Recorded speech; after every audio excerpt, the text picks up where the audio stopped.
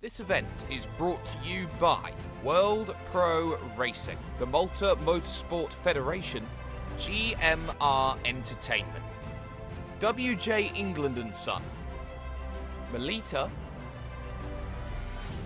Media Looks,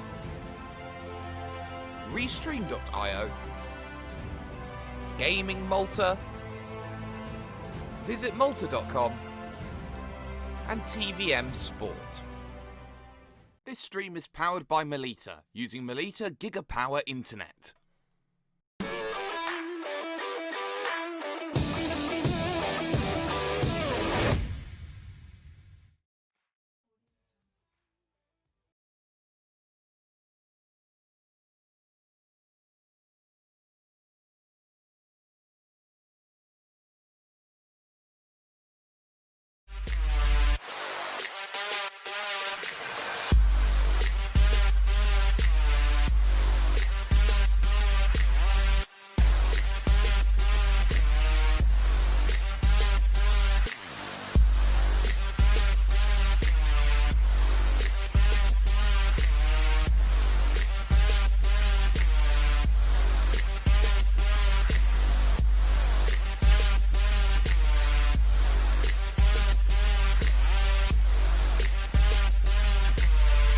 World Pro Racing, where sim racing becomes real. For only €5 a month, experience every high-definition moment on your TV, tablet, phone or PC. Great teams, great moments, and so much more. TSN from Melita is your ticket to stay in the game. Visit melita.com/sports.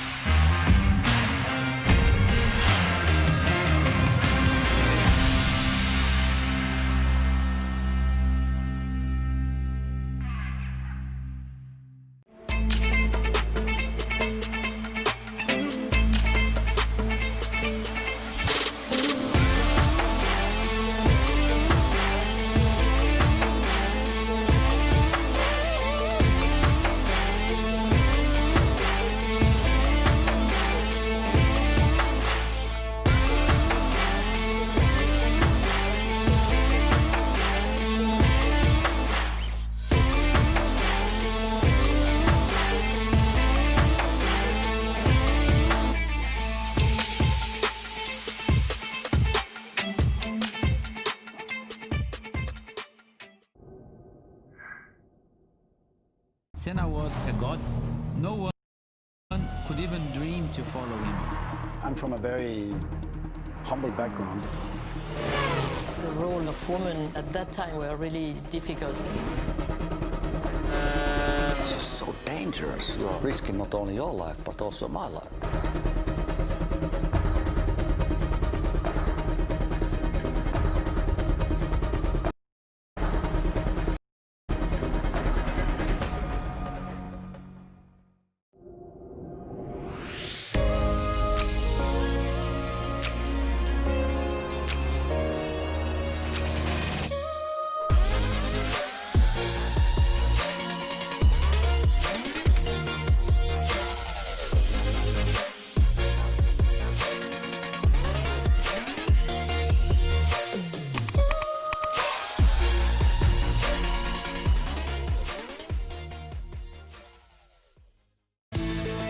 Wish your Wi-Fi network would just work in any room? Our new Stellar Wi-Fi is AI assisted to give you the smoothest, fastest possible Wi-Fi throughout your home. Stellar Wi-Fi assisted by AI, exclusive to Melita. Find out more in-store or online.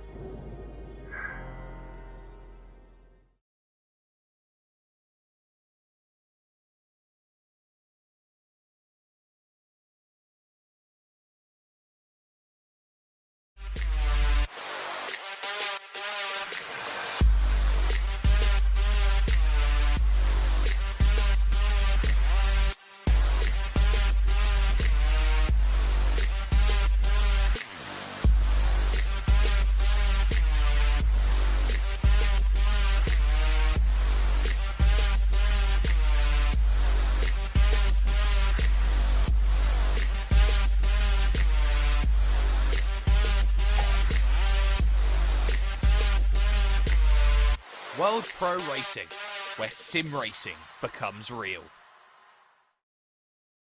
Round 3, and of a 4-round championship, this is crunch time. You need a good result here to build momentum to the final round of the championship. It's been 2 back-to-back weeks, and this is the third of a three-peat, so to speak. And here, when it comes to racing with World Pro Racing, this is going to be absolutely fantastic to get yourself involved with to watch right now. It's the third round of the HyperX Endurance Series, and it's live on World Pro Racing's YouTube, Facebook Live, and Twitch as well, on TVM Sport, on motorsport.tv, and of course on ESTV, the Esports Television Network. My name's Jake Sperry, that's Nicholas Hillebrand alongside me as we bring you action today from the Interlagos circuit in Sao Paulo, Brazil, a track which, for all intents and purposes, is absolutely fantastic. I don't think there is a better circuit for racing action than this one. It has absolutely every element that has going for it. And really, Nicholas, you could say that this is effectively a really, really strong circuit. So underrated. Hello, everyone. Yes, you're definitely right, Jake. Sao Paulo is just one of the classics, really. They've been there in the 70s for Formula One, and of course, so many different endurance events. And of course, up until just a few years ago, they were there for the World Endurance Championship as well. And of course, the Brazilian Grand Prix, very well known. And as you said, they just have everything at this track. You know, you have all these high-speed corners. You have this incredibly long straight from Junção and around that kink, but it's all flat out down to the run to turn 1. And I think we can see a lot of overtaking action today. And overtaking action is going to be something that a lot of drivers in this field will definitely want to try and catch Kyokudo Racing at the top of the championship right now with 2 wins out of 2. Will the story remain the same or will it be different? And of course, something that's always different is who's going to be driving in what car. It seems like the balance of performance changes here on the Gran Turismo Sport platform today, where this HyperX Endurance Championship is being run. If you have not already, ladies and gentlemen, you can like, share, and subscribe to World Pro Racing for more amazing sim racing action. And on top of that, you can go over to worldproracing.com to get yourself some amazing action. Make sure that you get yourself signed in. If you're new to sim racing, if you're someone who's a little bit more developed into that, that's something worth keeping an eye out on. We're going to be heading over to track in the next couple of moments here, because practice is well underway in terms of what we are looking at and got our eyes on at the moment. And Nicholas, well, by looking at things right now, it looks like a Lexus fest. Yeah, the Lexus seems to be a very popular car choice once again after Nürburgring, now at this wonderful Autodromo Carlos Pace. And yeah, once again, you know, Kyokudo is just really laying it in on the rest, and you really just seem very confident with that Lexus. First thing I saw this morning when I woke up, looked at my smartphone, looked at Facebook, and I instantly saw, well, he's going with the Lexus again. Are we going to see a repeat of the Nürburgring race? And I think that only remains to be seen in this race. And I certainly hope, and after last race, I'm certainly confident that a lot of the other drivers are, you know, getting faster and faster with each round, of course, and maybe they will be able to challenge him more this time. More time means more preparation, and just looking at the times in practice, it is Kyokudo who has the fastest lap. A 1:29.374 is the benchmark then to try and beat at this stage. Someone who needs a good round today, Mikhail, right now in second position, running the 999 today, Lexus, and hoping for something a little bit better than what happened 1 week ago at Monza. Of course, that was a round which really didn't go well for him. Third position, a very, very clear third position at that as well. And here's the surprise of practice at the moment. Ivan there up in third position in the Lexus, having a really strong practice by the looks of things. And this could be the apple cart which does determine maybe the top three in the championship, because Ivan has been knocking on that door from time to time, really, Nicholas, saying I could be getting closer to starting to very much topple the big three of molten sim racing on Gran Turismo Sport.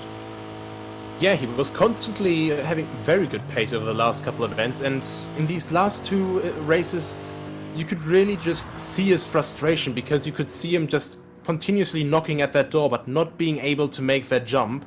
A few tiny mistakes, just maybe a bit of a miscalculation, and in the end, he just turned up in that void, you know, like 20 seconds into nothingness.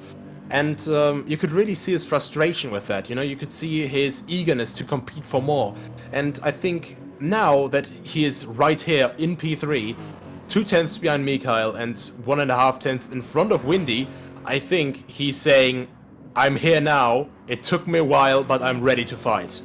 Yes, but of course, practice doesn't mean too much around here. It's all going to be about the qualifying, where all of these things are going to be brought up into fruition right now. It's going to be worth noting that we have 10 minutes left of practice. That'll be going on right now. Of course, that'll be moving over to qualifying in about 6 minutes from now, and that will be for 20 minutes worth of qualifying action. And then the race here in this endurance series is 90 minutes long, and is always going to be a real challenge to be had. It's going to be all down to who has what and who can do what. And of course, in this series, one of the big keys in terms of trying to unlock the racing action and the racing potential has been managing the tyres. Now, it was also all about managing the fuel last time out, because that race last week was won on a fuel save by Kyokudo Sentai, who was saving and saving and saving that Corvette all the way around, trying to make something happen, with most, if not all, of the top runners going to the Lexus, which seems like the most balanced vehicle out of all of them here today. There's Shalinu in a Lexus in 5th position. Then I think everybody's going to be thinking about, okay, well, if it's effectively one class, one manufacturer today, then maybe we're looking at this going, well, who can pick up a little advantage? It's not necessarily going to be fuel today, but more rather tyres, but demand doesn't matter about that. Aston Martin all the way. Yeah, there are a few stragglers just still keeping on to other cars. And it's actually quite interesting to see their car preferences. I think another one, I think it was Kenneth, he was actually going for the Mitsubishi. So another of these great Gran Turismo Vision cars here in the Group 3 class. And just really interesting to see. Mr. Colin here as well, back in his trusty Porsche. And yeah, he's also one of the guys, you know, he just says these cars may be fast here, but I'd rather stay with something I'm used to. I think last round he just changed from it, but from most of the races we've actually seen him in that Porsche.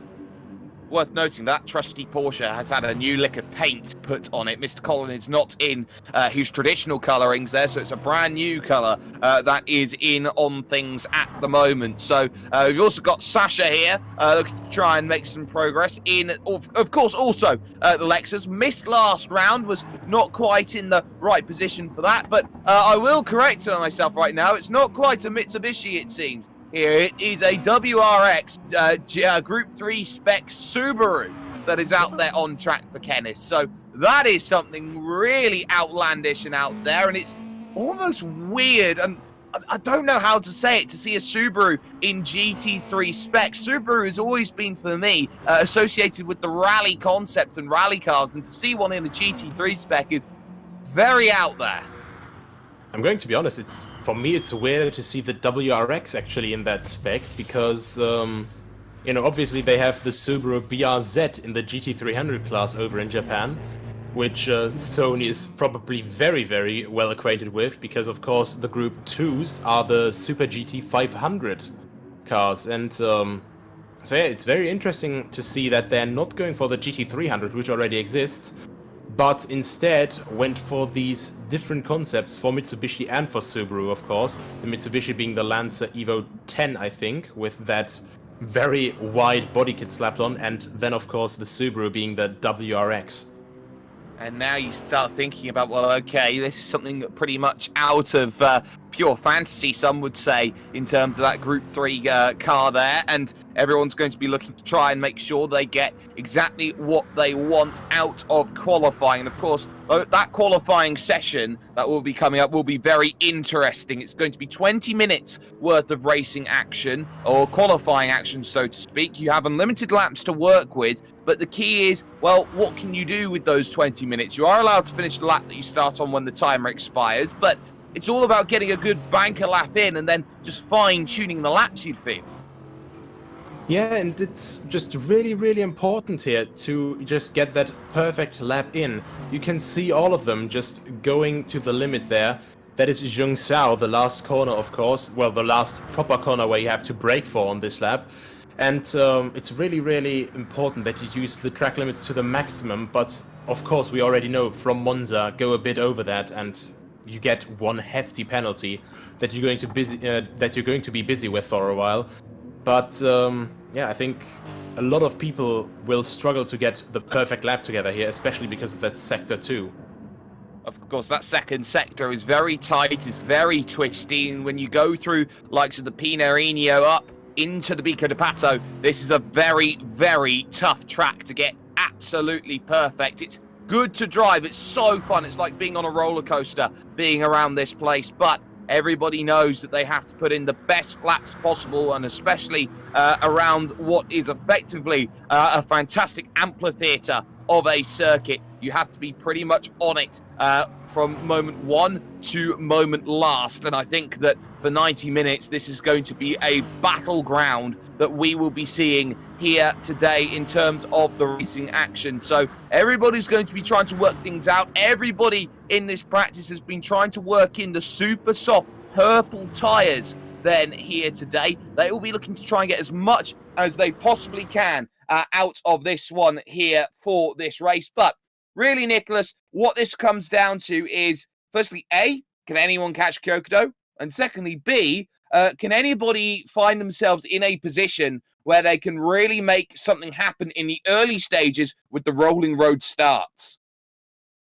I think this is going to be very difficult because in comparison to Nürburgring and of course to Monza, we have a very, very short acceleration zone to turn 1. And turn 1 here is, of course, way faster with this wonderful loop down into the Senna S.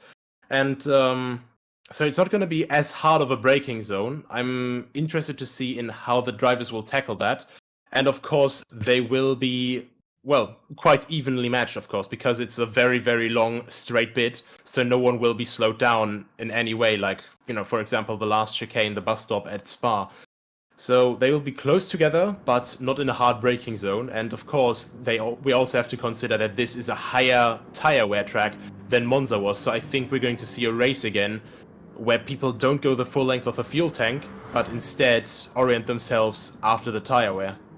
Who's going to find what? Who's going to do what? We're looking at Ilwindy at the moment, trying to make some good progress out there in the Lexus, trying to get a good run going here. This is the outlaps that everybody is going to be running through right now. They're going to be trying to make sure they have everything all nicely brought up together. But the thing that hasn't been talked about over these qualifying laps, especially with this track position early going, since Mr. Collin runs wide there at the Bica de Pato in the background, is how are they going to be dealing with the draft? Because there's two big areas where you can gain a little bit on the straights. You got this run out of the junction corner, Junsao, which goes all the way through Arquibancadas corner and Esquina dos Boxes over towards turn numbers 1 and 2, the Senna S. What's key as well as we go on board, going for a flying lap on board with Ilwindy, will be the run across the Reto Aposta towards turn numbers 4 and 5, the Esquina del Lago. Here's the descend through turn number 1 into 2, and then the long curva de sol of turn number 3. Of course, it's worth noting that this track was repaved in 2015, which means that effectively from where it was to where it is now, it's effectively a second faster than it used to be. Yeah, and resurfacing can just do wonders for racetracks, as he's going through Descida del Lago now, just out of Sector 1 now, and there starts this dreaded Sector 2, this little short sprint up to Ferradura, this very fast right-hander up the hill, and maybe a little bit on camber, but then over the crest here off camber as it goes through La Randinha, then through S, and now into, as you said so very beautifully before, Pinheirinho. And this is just really this constant elevation change. This is what Sao Paulo is all about. Now Bica de Pato here, first gear through that hairpin, where we saw Lewis Hamilton sort of kill Alex Albon's first win attempt. Then now through Mergulho, the downhill left-hander, and now into Junsao, of course, one of the corners where you can still see bits of the last track there on the outside. Very famous, of course, for Kimi Räikkönen going off and trying to rejoin the track, but the gate was closed. So now he's going around the last couple of kinks here, everything flat out, and you can just see Windy right behind his name brethren. And that's definitely going to help him for his lap time, except that I think it might have been... Oh, wait, actually, yeah, no, sorry. I saw that Windy's the wrong way around. Yes, so Windy Boy 97 onto the top then, but there is Mikala, 130.2, putting it on the provisional pole position for the time being. More drivers coming to the line. Mr. Collin is searching for something. That's a 33 flat. And there is Sasha jumping up into 7th position. One driver we haven't seen a time out of, well, down in 11th position right now. Kyokudo Sentai, Kenneth over the line, a 32.8 there in the Scooby-Doo, the Subaru, and into 9th position ahead of Mr. Collin, who decides to take a dive onto the lane. But Kyokudo going up the rise then, looking for a little bit of pace out there, but it looks like this is just backing off of things ever so slightly, looking for maybe another lap. Has the time to do so, but how much? Already 1/4 of this session has already nearly been scored in the books, with Mikal up on top then in first position right now. But crucially, there is a little bit of a shaking up in 4th place with all of the Lexuses that are there, because that V12 Vantage, which is, you could say, vintage demand, is doing well. Kyokudo Sentai has done a 2:11 flat. I think it's very safe to say that that is not inside the 107% rule and is not a representative lap time. Yeah, definitely not. I was about to say, if he is going to go for a run like that, he will be in a very difficult spot, because, of course, you can gain so much time from the run up the hill from Junsao around Subida dos Boxes and just onto the start-finish straight. You can get so much time just being in the slipstream of someone there. And quite honestly, I think he will need that assistance here, because these lap times, normally Kyokudo is very, very easily one of the fastest qualifiers, as we know. But I think he really needs the help here once, because you really see him slowing down right here, waiting for a car to come by. And I think that car is going to be Windy Boy. I think he's going to let a few guys through, and then he's going to try and get right behind someone. And ooh, that is a bit of a weird line. It actually... that was not the smartest way to solve that, I think. But yeah, of course, always very difficult to get in the out of the way right on time. So I think now he's going to slot in behind Mikael and go for his lap run. Quite honestly, overall, the best thing that Mikael could do right now, or as he just got a penalty, the best thing that Mikael could do right now, if Kyoto was still within his range, would be to slow down and not give him the pleasure of slipstream. I was almost going to say at that point that it looked like, say, Kyoto would hit the pause button and just waited for everything to go through. Maybe he got waylaid with something or had to make a personal pit stop, as so many a sim racer has been caught short doing before in terms of a race. But ultimately, I think he's just trying to find himself a little bit of a patch of land to try and get himself going again. And this is a very bizarre moment to let everybody go through and go for a big lap. Mikael at the top of the timing stands at the moment by 1.5 tenths of a second right now. And of course, a lot of drivers are looking to try and come into the pits then. Not necessarily to top up their fuel. They start the qualifying session at 100%. Sasha improving to a 1:32 flat. That jumps above Ilwindi and puts Sasha up into 6th position here out at the moment on track. I think the key here is maybe looking at, okay, well, who's here, who's there, who's got the best runs, and we're seeing a couple drivers going, well, 2 quick laps we can try, and then we can move on to, say, another super soft tyre, or maybe some going, well, we can go 3, we can go 4, maybe we can go all the way to the 10-minute mark and try and go through again as Mr. Collin finds a nice bit of improvement, and this puts him up into 8th position, which shows you 6th, 7th, 8th. They're not split by much. Yeah, and this is really nice to see, actually, because Sasha, MR2, Ilwindi, and of course Mr. Collin, they're a couple of the newer drivers that we've seen, but we've seen constant improvement from them, and they're actually not that far away from the overall leaders. So it's just really nice to see this constant growth all throughout the field, not just from Kyokudo, who's of course putting on amazing performance week after week, but also with Windy, Mikael, and Ivan continuing to rise against him and just trying to challenge him more and more. Daman constantly being able to challenge for that top 4, top 5, top 6 area, and Chilino, of course, also being able to be in that. And Sasha, MR2, Ilwindi, and Mr. Collin, all 3 of those guys, you know, they're also just slowly finding more and more pace. They're getting more and more comfy, and Chris Pitteri and Kenneth, we've seen quite promising things from them as well in the last couple of weeks.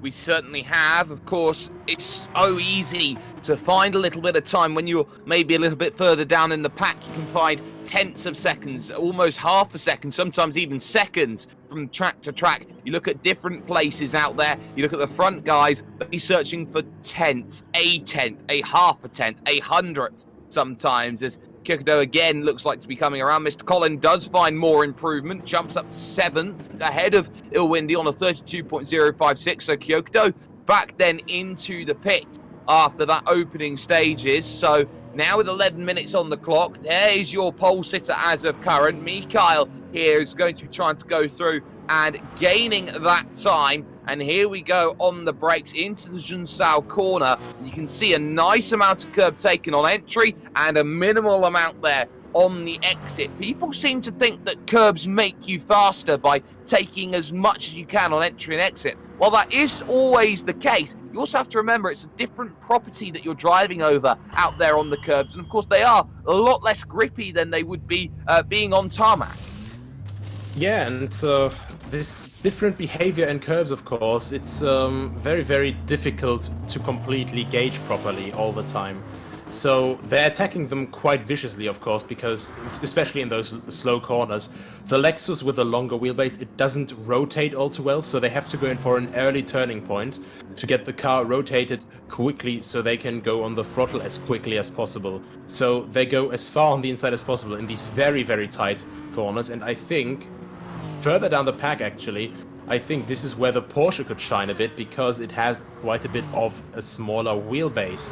But same would also go for the WRX, if I'm correct, just by judging from how it looks compared to the Lexus. Exactly, and of course you can also say that if things go wrong around a track which has a lot of grass runoffs in many places, you can always revert back to the rally spec routes and have a save that way. Here is Kyoto looking to make progress over towards starting a flying lap, and this looks like this is going to be a proper attempt here with about 9 minutes and 20 seconds remaining on the clock. We go on board then here, going through turn number 1 into 2, the center S, and now the Curva de Sol, the sunshine corner of turn 3, heavy over that inside curb, trying to find as much time as possible here. Windy Boy takes to the pits then with half a tank of fuel remaining in the car, but this is where Interlagos becomes difficult, and already up 1/10 of a second here in just the opening sector alone. Yeah, and Kyokodo's really attacking now. He was very, very dormant for a long time, so I was actually already starting to get worried for him here. But he's now attacking it fully, and I'm really eager to see now how much time he can get out, actually, without slipstream help in the last sector, because obviously in Sector 1 he's 1/10 up on pole position. And now through Sector 2, he's looking very, very solid. Late on the braking, and down to first gear, and very far on the inside of that curb. And we see that very nice and round driving style. So very, very calm turn-in points, very good throttle control, and there's 3/10 now. But let's see how it can hold up in the last sector. I'm really not sure if it's going to be enough here. I wonder if he's just been burning fuel over those laps, trying to get it all down so that he can have the best possible run a little earlier than others. Coming towards the line, this looks fantastic. This looks like it's a 29. Oh, you bet it is. It's a 29.8 over the line. Puts 4/10 of a second through on Mikhail, fastest in every sector around the lap. And that shows you how good of a lap that is, because it was purple absolutely everywhere. I take back everything I just said. This is just incredible. He didn't have any slipstream help whatsoever, and still goes 1/10 faster in the final sector. So either he just carried absolutely humongous momentum through Junsao, and then just kept it upwards, and then minimized the road he had to take by staying on the inside, or he's just genuinely putting on legitimate witchcraft here. There's Demand jumping up into 4th place on a 1:30.6, and that puts a perfect bridged gap between Windy Boy 97 and Ivan Birmingham 46, who are both with a quarter of a second and 2/10 of a second between them respectively. He's 8/10 off the pace, but I wonder really around this place, this doesn't seem like it's an Aston Martin paradise, but for Demand to put it up in 4th place, that's a cat amongst the pigeons. Yeah, and it's just generally quite nice to see that screaming V12 among all these growling V8s. And, well, we pretty much have 2 of the screamers here, of course, the Porsche and the Aston Martin. And both, of course, are, well, the wildcard choices, really, if you compare them with the focus towards the others. Because, as I said numerous times before, the Aston Martin is still a very, very old car. I think it's from 2012, if I recall correctly, and of course the Lexus came in 2015 or 16, so a lot more downforce as well, normally, and that Aston Martin is of course really squealing on its last bit on these tires through that sector, and he's keeping it within 1 second, so quite impressive work from the man here. But this long straightaway, I think, is going to be his big strength. Well, this is where the long straight comes into play. You have a couple of left-handers to go through as you negotiate with it. No improvement on the time that lap from Demand. There is Kyoto out there on an out lap. We are down to the final 5.5 minutes then here in qualifying. Any improvements late will be very, very much appreciated by the drivers who are here and looking to try and find as much as they can out of this Brazilian circuit, one of the truly legendary circuits. And if you haven't already, you can register at worldproracing.com to be a part of the action, be it what's happening here today, what's happening tomorrow night, of course. It's Casual Wednesdays, and we're going all German on our Factor 2 for some battling around some brilliant race circuits once more. But on top of that as well, there is always going to be a lot of action that will be cropping up here and cropping up there. The only place you can catch that is World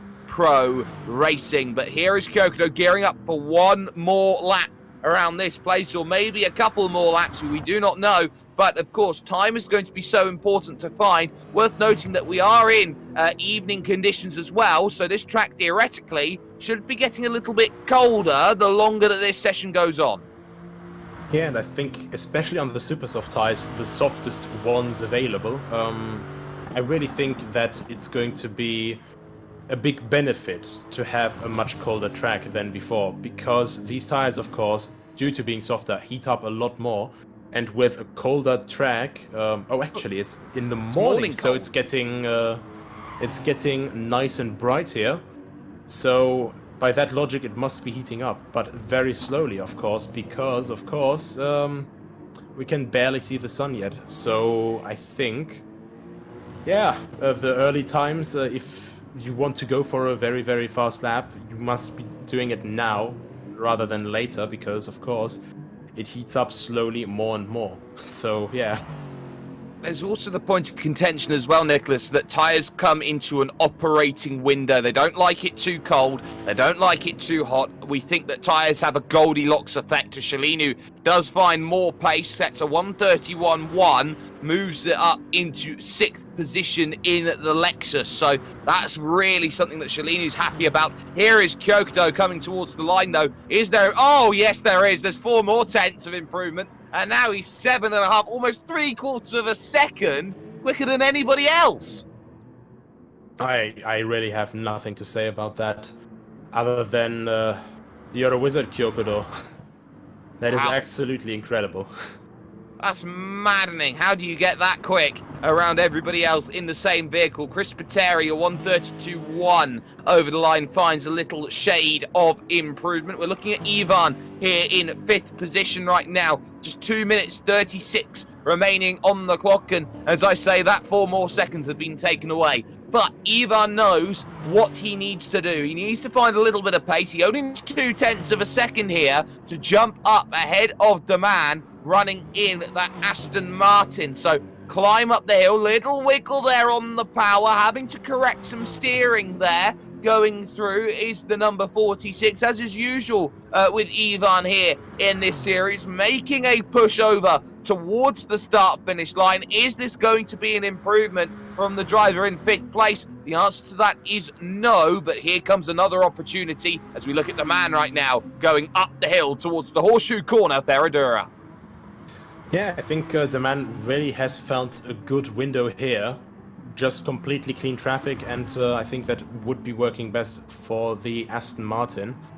And he's really making good use of that car. It's really refreshing to see, these wild cards basically just trying to fight on against the majority choice.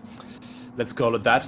And yeah, what can you say other than, it's a very solid performance from him. He was constantly knocking on this 5th place, 4th place position for the last week as well. And now it seems that he's found that last bit that he was missing at Monza, much to the dismay of Ivan, of course, who was hoping to be closer to the front runners instead of, well, getting relegated down another spot. Meanwhile, Windy has improved by another bit, by at least 1/10, I think. At least by a 10th, but it's still not enough to get past Mikhail. 600th of a second. That is hardly anything. That's just longer than a blink of an eye, you could say there. 600ths of a second. So Mikhail has work to do here in order to try and stabilize the gap between himself and Windy and get somewhere close to competitive between himself and Kyokudo. Otherwise, this will be a battle for second place. Ivan up to second. What a time there. Ivan with a 1:30.171. But is there more? Shalini to a 31.1. Mikhail finds a 29.8 though. Puts the car 0.3 of a second behind Kyokudo at the right time there. So Ivan up to 3rd position here. 10 seconds remaining in the qualifying session. Everybody who's out there now is on a flying lap. But ultimately it comes down to who finds a little bit more when they need it the most. The finish is pretty much up, so they have to go and finish their lap times here as they try and find that progress. Sasha improves then to a 31.3, remains in 7th position overall, with Shalinu's time demands time, and there is Windy in 4th, who will be taking the big narrow line over to the line. Any improvement? No. So Windy Boy will start no better than 4th position here in qualifying, an upset for the books. Kyokudo's already over the line and finished, so will not find improvements. Demand improves but stays in 5th position on a 130.594. Kenneth finds a bit of improvement, 132.3 there in the Subaru, so does an okay job with that. But it looks like the main pretenders here have made most of their attempt over towards the line, and it looks like Kyokudo here has pole position nicely wrapped up. But the big surprise in qualifying is that Ivan has finally put the car up into 3rd place with a blistering lap time here. Apparently just out of nowhere, and it's just the nature of these qualifying sessions. You just think you've seen everything, and suddenly it comes bam, bam, bam, and everyone's just suddenly improving. Mikael just coming out of nowhere, reducing to the gap that Kyokudo had by pretty much half of it. And Ivan, of course, with that sudden jump, that was what he was hoping for, and I think that he's going to be very satisfied with that. And why wouldn't he be this situation? You look at a driver like him right now and you go, well, how on earth do you stop him? We've seen it through every race here with World Pro Racing. Kyokudo has not been beaten in any event. He has gone close to being beaten on only one occasion. That was at the great circuit that is Mount Panorama Bathurst, arguably the second most iconic street circuit of all time behind the Circuit de Monaco. But what you have to look at right now is, okay, what's next? It's 90 minutes. Anything can happen. And you know what? Anything can happen if you can upset a driver into turn 4, for example, as everybody starts lining up. And with the way that this seems like it's going to be a short blast here terms to the start of the race here, Nicholas, it looks like Kyokudo may not have everything his own way. Yeah, it definitely doesn't seem that way. Of course, pole position is where you want to be for these races. But also, if it doesn't, if my eyes aren't playing tricks on me, the gaps seem to be quite a solid bit closer than they normally are for the rolling start. And now he's off. And they indeed are quite a lot closer, because that is just 0.5 of a second instead of the usual 7 or 0.8. So Mikael right on the tail of Kyokudo, and this long train is now making its way through Cova do Sol. And they all get through cleanly, as they have tended to do here in this series. Kyokudo with a margin, but this is where the draft comes into play for Mikael as they go on the brakes into the left then of the Desquita de Lago here, turn 4 and 5, next to the lake. They are, as they go up the hill towards the Ferradura corner, which is all about drawing the tyres through here, uphill, right-hander, such a committed corner. This is as you go on through, and now you've just got to hope that you have a really nice middle sector. Look how aggressive every driver is in terms of trying to get as close to the inside as possible. You can see them 2 tyres in the grass as they go through the corner. They're not going to get penalised for that, but they have to be careful about doing that too much. Ivan already under pressure. Windy Boy having to make moves early here in this race. Needs to, must, in order to close that gap. Tied in the championship with Mikael for 2nd place. Must find points. At the same time, Mikael really hasn't let go of Kyokudo yet, so we have this very, very long slipstream train here. I wonder how much time they can actually gain behind the next car ahead. And, well, these 0.7 definitely seem to be far too much to be able to be within an attacking position, but it's still, well, around 2 to 3/10 that Mikael was able to gain back, and I think it's really strike upon strike. Now with the attack here, that is a 1 second penalty. I think that was a bit over the track limits there, or maybe for contact. I think that was contact. You saw there was a little bit of contact between Ivan and Windy Boy, and at that moment, There is added on a second demand, searching around the outside, wanting through. Wide goes Ivan, takes 2/10 off of the penalty, but this opens up the door for Windy here towards Ferradura, and they go door to door, tyre to tyre, mirror to mirror as they go through Ferradura. So tough to hold on the outside. Shalinu there in the background runs a little bit wide, but Ivan holds the place for the time being. On the brakes they go, and they funnel it back to a single file formation. So already started to get aggressive as the man got a little squirrely out of the Laranjina going down the hill in towards the Pinarino. But look at the gap already between P2 and P3. 2 seconds. This is all just time loss from battling, of course. And while it's spectacular, and of course I think they're all having fun there battling here on track, I think Windy is not having a particularly great time because his second place rival in the championship, Mikhail, he is just driving away right now and he can't do anything against it.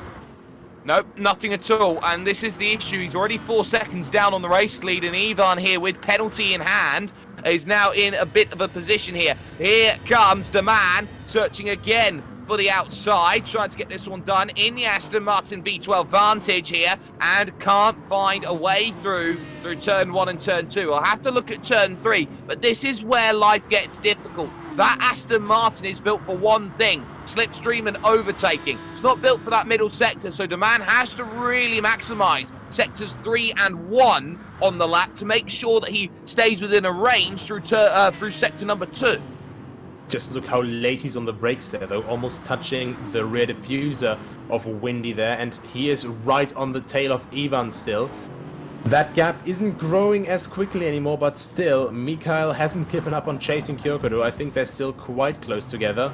But of course, our eyes are fixed here. Oh, as the camera just quickly changes to Kyokodo to give us an update on his position. But yeah, the gap is growing bit by bit. But back to the action for P3, 4 and 5. And of course, 6 as well, because Shalinu isn't quite done yet either.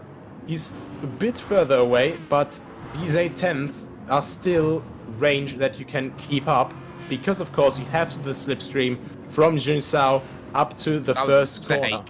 That was a mistake from the man in 5th position. There's Windy in 9th place, but let's go back up to 5th here because I think that's going to change, and it absolutely has. So the man falls behind here, Shalinu, and this is why it all went wrong. Going through Mahulo and in towards Junsao, and it's up the hill here, just pushing a bit too deep, getting out there on the grass, and then all of a sudden, oh, how do you stop yourself there? It does collide with the Armco, and that would have put a little bit of trouble in for the man. Maybe would have damaged the sides, maybe would have damaged the tyre a little bit, but gets away with it seems. But here comes Windy once again, trying to find a way through on Ivan. There's no room at the inn on the inside, my friend. You'll have to try and look a different way. And Ivan's being cheeky with this, trying to hold up Windy slightly. Another 2/10 of penalty comes away. Again, forcing Windy to take that outside parabola going through Ferradura, and again, Windy's got nothing here, but up and under. That's beautifully done. Forces Ivan out to the outside, and position is made.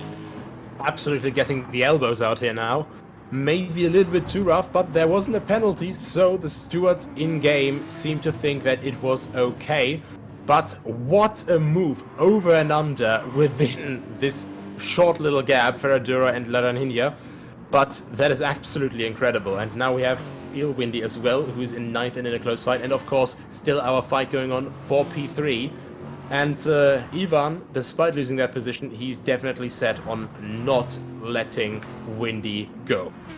Absolutely not. But someone who is letting go and walking away now is Kyokodo here at the front of your field. This 90-minute race that we're in right now, we're only just 7 minutes through this one at the moment, and not even that, we're only 6 minutes through. He's already out though to a 2.3 second buffer margin over Mikhail in 2nd position. Windy Boy up to 3rd, but look at how much time it's cost him. He's lost 3 seconds to Mikhail over the course of this one, and the theme that Windy's been struggling with over the course of this has been what Ivan has in 4th position: penalty. And it's those penalty points that have been accrued, those times that have to be brought back into, I would say, a fixed position for Windy, that have really, really hurt the way that things have been going for him. The good news around this place is it looks like this track is very, not necessarily lenient, but is an easy one to drive well within the limits.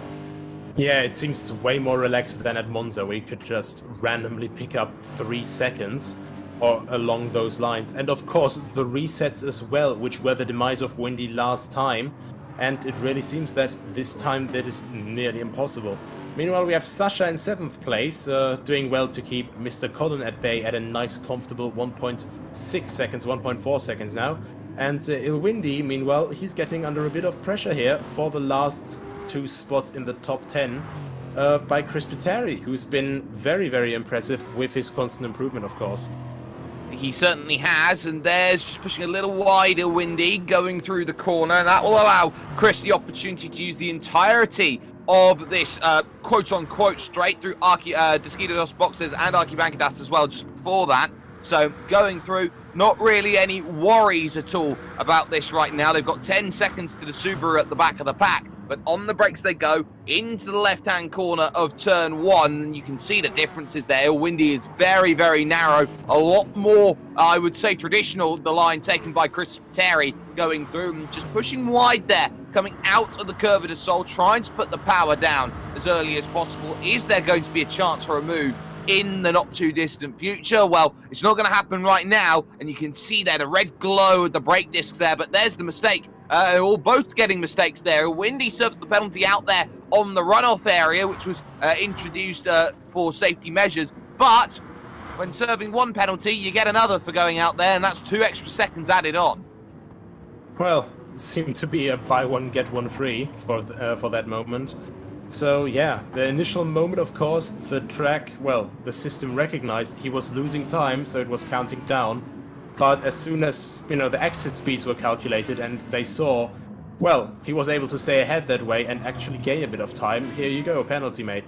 And that, of course, is one thing that you always have to calculate in these battles, and it's quite difficult to stay alert all the time, of course. Meanwhile, Shalinu, he's been able to keep up with Ivan quite nicely, staying in that comfortable 1 second gap there, but from behind, of course, comes the man, very, very determined to make up on his mistake. Well, some would say this might be the return of the man at this moment. There is Sasha, though, Mr. Colin, looking every which way in the Porsche, trying to find a way through on the Lexus, but not quite getting that one working nicely. They go through as we take a look from inside the Lexus, trying to make some progress. A little wider goes Mr. Collins, searching for a good run here to make this move. Again, getting into the mirrors, and effectively, you could say this is trying to employ every trick in the Book of Racing, and the Book of Racing hasn't really been made physically, but, if you did try to make a physical Book of Racing, the first thing you'd put in the page is don't hit your teammate, and then somewhere in the book, about 3-4 pages in, you'd say, well, if you want to try and make yourself a nuisance in the back of someone's mind and try and get a position through, make the car as wide as possible, get in the mirrors and try and make sure that you're darting around so the driver is focusing on what's behind rather than what's in front. Yeah, and that is the big issue that people have when they're defending a position. Of course, you're always focused on your rearview mirrors. If someone is launching an attack on you, you want to be able to evade. But of course, that has the same effect. You're focusing way too much on what's behind you than what's on front. So, suddenly you make a mistake, and then that position is gone either way. And Mr. Colin is really making that a good deal right now. Kenneth, meanwhile, he has dropped off a little bit, so maybe the Subaru is not working all too well for him. Maybe that should have stayed in the grass, where he's seemingly going just a little bit of an excursion there, but he keeps on going nevertheless. We have pitters, so Ivan and Shalinu then, after just 11 minutes worth of racing, they come in and out for a new set then of super soft tyres, and that will be a very concerning pit stop, as Ivan has actually now fallen behind Shalinu, who's legitimately just gone on to a fresh set of tyres and seemingly hasn't put any fuel in the car. Now, this is going to be something really interesting, because if they're only going 11 minutes on the super soft tyre, then what does that suggest? Well, firstly, it suggests that it's an 8-stop race today for those drivers. They stay on the super softs from now to the end. I doubt that's the case. So what's the more reality that we're going to be seeing from these drivers? Maybe we might just be looking at the soft compound tyre being applied onto the vehicles, or maybe if they want to go further, that yellow-walled medium, which could be the next port of call if things really do get dire and desperate. Yeah, and I'm quite just thinking at the moment, because it definitely seems that it's the same play as with Nürburgring again. You focus your stint length after the tire, but instead of the fuel, because they pitted with quite a lot of fuel left over. And as we say, that Kyokudo goes in for the pits for, well, quite an early pit stop in comparison, because usually we see him go on the softest tire for, well, pretty much the longest. But Daman follows suit, puts in a bit of fuel probably as well, just like Kyokudo just filled up a little bit. Sasha comes in, and who else comes in? I think that is also, yeah, Mr. Collin comes in as well. So the first wave of pitters is already in, and now it's all down to the guys who stayed out. Mikael and Windy, what do they make of it? Can they gain some time maybe with taking this a bit longer, and then in the long run maybe saving a pit stop? Maybe not just saving one pit stop, saving 2, 3 pit stops, and not being so aggressive here. If you play the long game in an endurance race, this is what makes endurance racing very, very interesting, is that when you have so many stops that you have to make over a certain point in time, you get strategy deviance, and that really does mean that you've got to look every which way to say, well, who's going to funnel out where? It's really, I would say, a more nuanced form of racing. It's not as simple as driver who's fastest wins. Got to make sure that the strategy is working out. So now you start to wonder, okay, who's where? And actually, how much of a tyre drop-off is there in the super soft tyres that they're having to pit after maybe 11, 12, 13 minutes? It is also worth noting that Kyokudo only put in 1/6 of the fuel tank back in terms of that stop. Yeah, and I think, honestly, it speaks books if, our Kyokudo, the guy who constantly lets his tires live forever, if he's so concerned that he instantly replies to, well, the tire strategy of people who are a bit further down the grid. But Windy now making his way in as well. You could see him just completely just hauling everything off the engine of the Lexus into that pit lane with maximum speed. But yeah, he's coming out quite a bit behind now, I think. Yeah, that's quite far back actually, because that was, I think, a bit longer pit stop.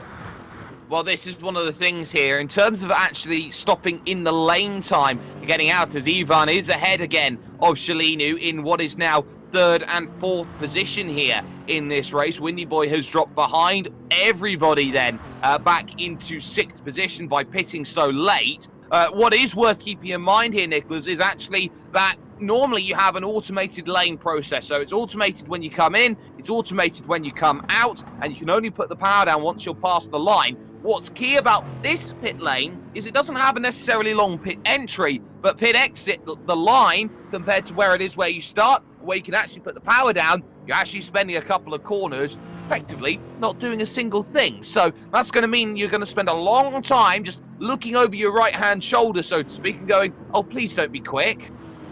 Yeah, you really get under a lot of pressure, and then now Mikael is heading in. But I think these tires are definitely gone, so I think Kyokudo definitely did the right choice there with that pit stop that he did. Are they not changing tires?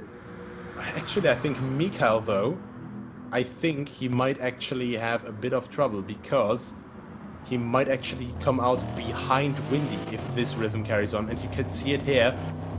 The autopilot is still engaged, and he's constantly just looking and checking. Come on, please let me go, please let me go. I have stuff to do, I can't just sit around here.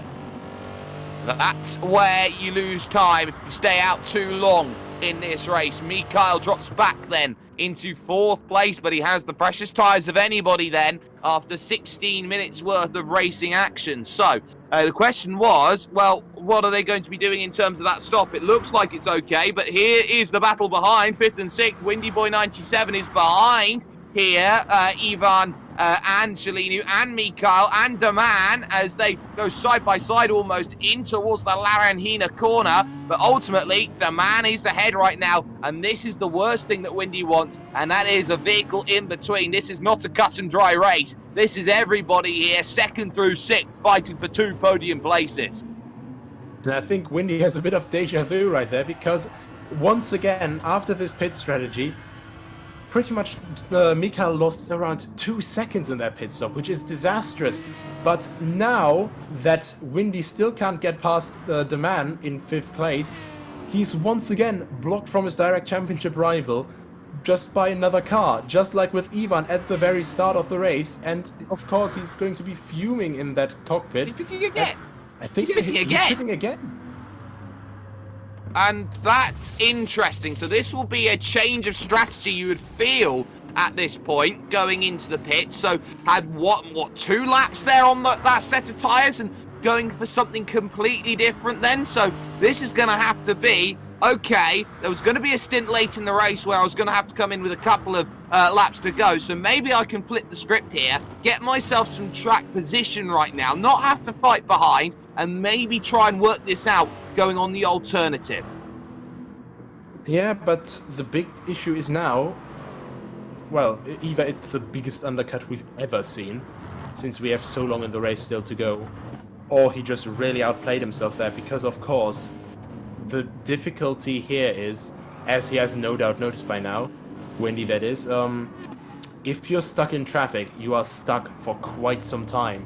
And basically all he has done so far was just let Mr. Collins slip through as well, who has actually gained a lot of time and a lot of track position through his pit strategy so far. And as we are just talking about pit strategy and everything, the man in the picture here, Shalinu, he has gained quite a lot.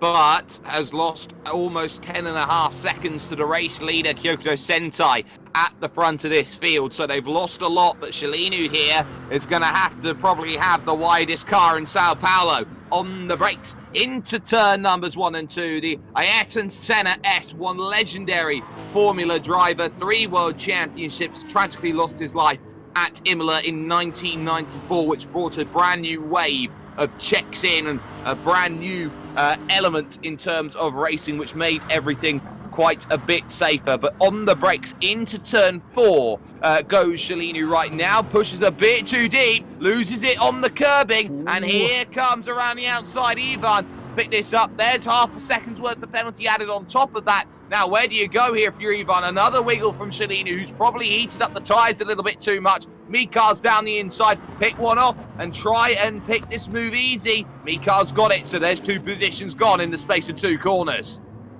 Yeah, I think Shalino, he really didn't want to be on the outside there.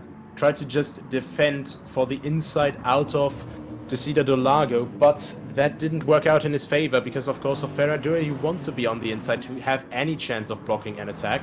Of course, that doesn't hold back everyone, but it's pretty much a foolproof method, except for those few exceptions.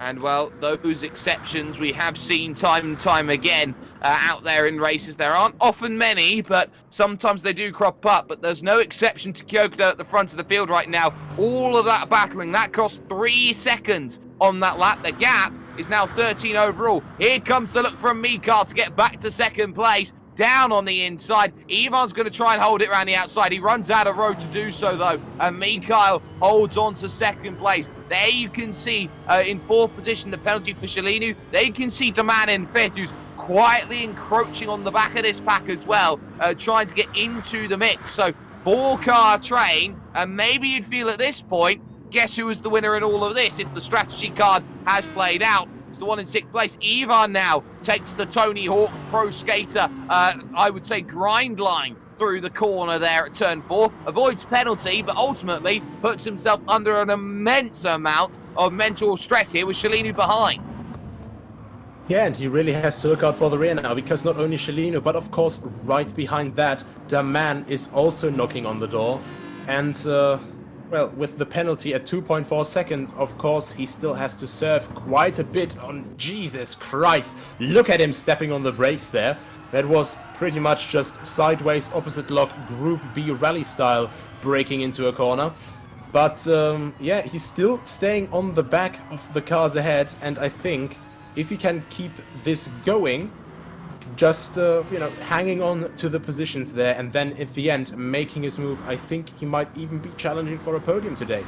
I certainly hope that the Lord Jesus Christ is not what's being served right now, but in comes Ivan, in comes Shalinu, on strategy then, together at this same point again, and what's clear is that Shalinu has 7% less of the tank, so this could be a longer stop here from Shalinu at this stage. Ivan, we expect to be out and away potentially a little bit more ahead as they get on and going, or right next to each other right now, and Ivan has just got the jump.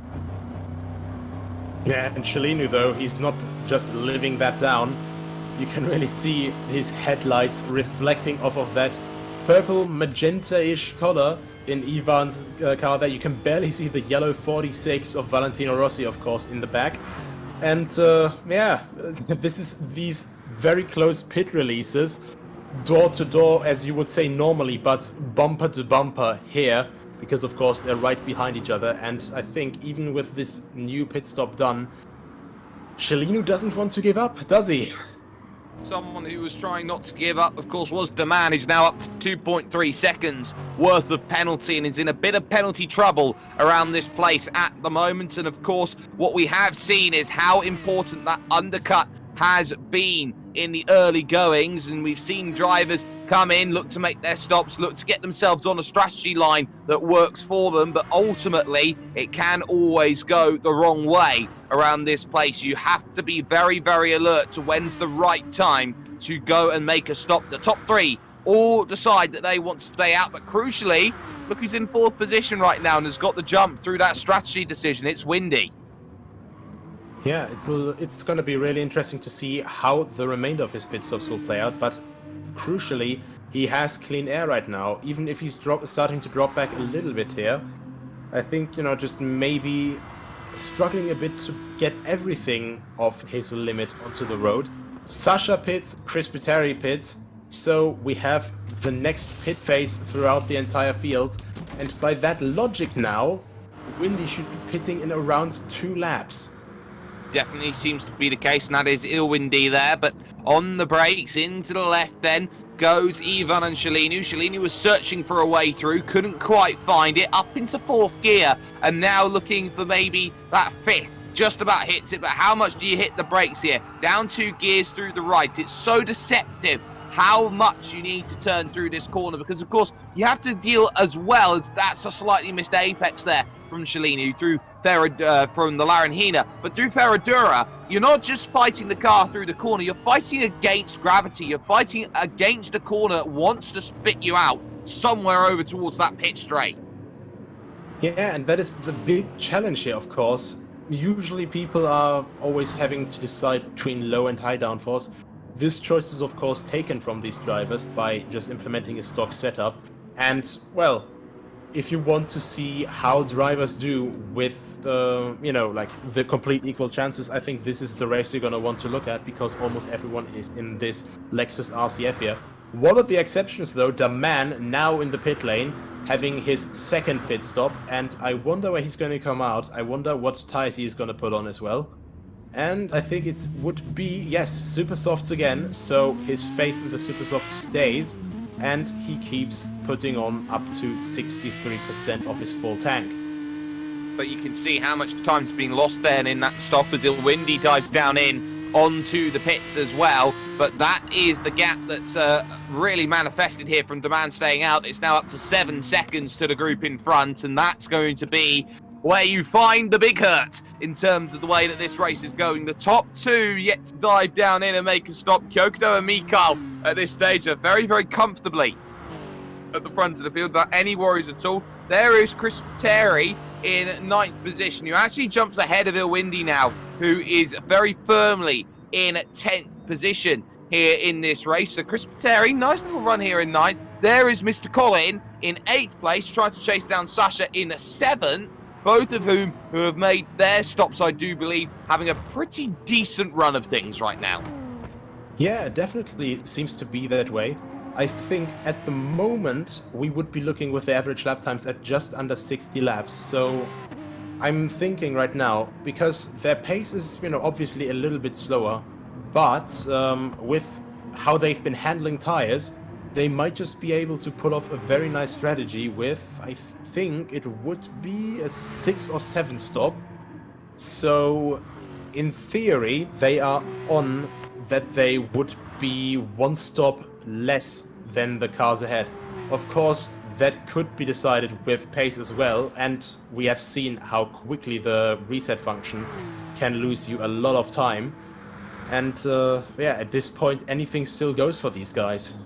Do you know what this reminds me of, this race at the moment? It reminds me of that race that Michael Schumacher had at Ferrari, where he stopped and effectively qualifying lapped his way around the circuit demanding cause and effectively beat everybody by just being uber aggressive on the strategy. This is what this sort of race feels like right now, because of course everyone talks about, oh yeah, you can save a stop here, you can save a stop there, you don't need to be down on the lane. At exactly the same point though, I think for a number of these drivers, it might just be a case of, well, yes, you can save a stop, but how much time are you going to gain on that fresh rubber over the course of 90 minutes?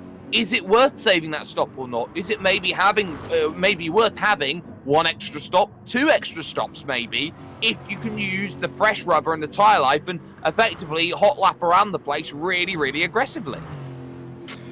Yeah, it is really the different approaches that people have to take. But of course, when you take that approach with the extra stop, you have to have the pace to back it up. And I think that is going to be the big difficulty here. Of course, we have accelerated tire wear and fuel usage, so you really have to make the most out of everything. So a lot of pressure for these guys, a lot of micromanagement. And of course, we have this very long pit exit here. But funnily enough, as you said, this race, the 4-stop race with Michael Schumacher, Magny-Cours, that is actually, well, I would argue a quite similar track to Sao Paulo, because the middle sector is very twisty and a bit slower, but the first sector, a lot of fast corners, and the last sector, of course, middle speed, but still quite fast. And this is going to bring back some childhood memories of mine, and this is also going to date me a little bit, playing F1 Career Challenge on the original Xbox and going around Magny-Cours and absolutely flinging it through the final sector and doing about 1 minute 4 lap times or something like that around it on a controller. It was absolutely blissful times, of course, back in the youth. But we're here at Sao Paulo, of course. Another track was on that fabled EA Sports title, may I add as well. It's not often that you get to say that with EA Sports and racing games these days. But ultimately, wide goes Shalinu, who had just found a way through on Ivan, who was up now to 1.2 seconds worth of penalty. So the positions have swapped, but here's Ivan looking to be hyper aggressive through Archibankidas, through to Skidados boxes, and now towards turn number 1 they go once again. Ivan then on the outside's got to be very coy with the way this move's going to happen. On the brakes you go. You know what? I'll just lift out of it, roll off the throttle, and take 2/10 off my penalty. Yeah, but also when you do that different line, you can stay on throttle a bit better. You can get a bit of a swing motion here and then try to slingshot your way past on the Reto Oposta, moving down to turn 4, and he's just not quite able to get alongside in braking. So Shalinu stays P4 for another, well, not another day, but maybe a couple other minutes or until the end of the race. But Ivan's not going to let that sit. He's constantly looking down the inside. He really is a master here. Once he actually gets to race people when he's not in the void, you know, to put some pressure on others. Exactly, and there you can see Shalinu taking a much more narrower line through the Pinarino corner. That would have checked both of them up then as they slam on the brakes into the Bico de Pato, the Duxville corner. It's the tightest corner on track, and that's why, because Shalinu's now got to be careful. Kyoto goes in to the pits with 1% of the tank remaining, so this is going to be a long stay, looking to fill the car up, looking to get back out there and going again. Wide run Shalinu here, and Ivan tucks in underneath, so we'll catch a replay of this one. Kyoto should maintain hold of the race lead in this one, despite Mikhail not yet making a stop. But this is where it all goes wrong for Shalinu. On the brakes into Junsao, slightly misses the apex on the inside, carries too much on the outside, and there is grass for you as we go back to live coverage of side-by-side into turn 2, and Ivan sniping back the position. Yeah, but, you know, you could say that Shalinu, well, as a German saying goes translated, he had luck in bad luck, because that could have gone way worse with that acceleration on the grass there. So he got off very lightly and is still able to fight on for the position, unlike Daman a lot earlier in the race.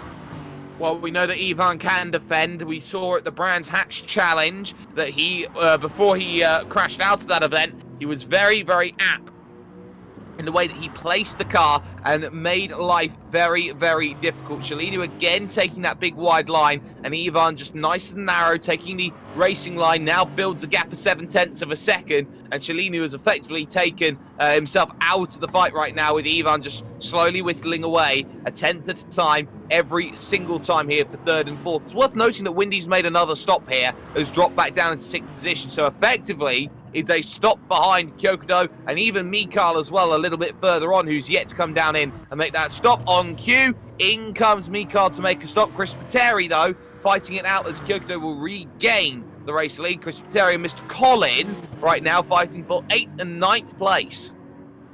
Yeah, this is really fun to see. These two cars, completely different concepts, mid-engine and a short wheelbase, and that is not the way he wants to go, I think.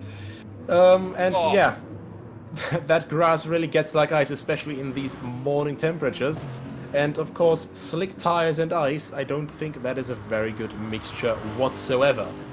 That is not how you want to get going. Out of the pits then comes Shalinu, so it's clear that this is a very determined strategy call from Shalinu. He pits ahead of Ivan then to try and get onto a different strategy. Ultimately behind Windy, of course, who is there in 5th place, and they now put a lap on the Subaru there of Kenneth, who is down in 11th position here and is just trying to get around the 90 minutes without too many worries at all. But Shalinu goes through then, past there, gaining a little bit of time on the lap traffic. But now Shalinu's got to think about this one, and I think every driver's got to think about this. Where are they funneling out in terms of strategy? Both Chris Pateri and Mr. Collin have come in and made a stop, but Mr. Collin's taken a lot less fuel in the tank to jump ahead of Chris Pateri.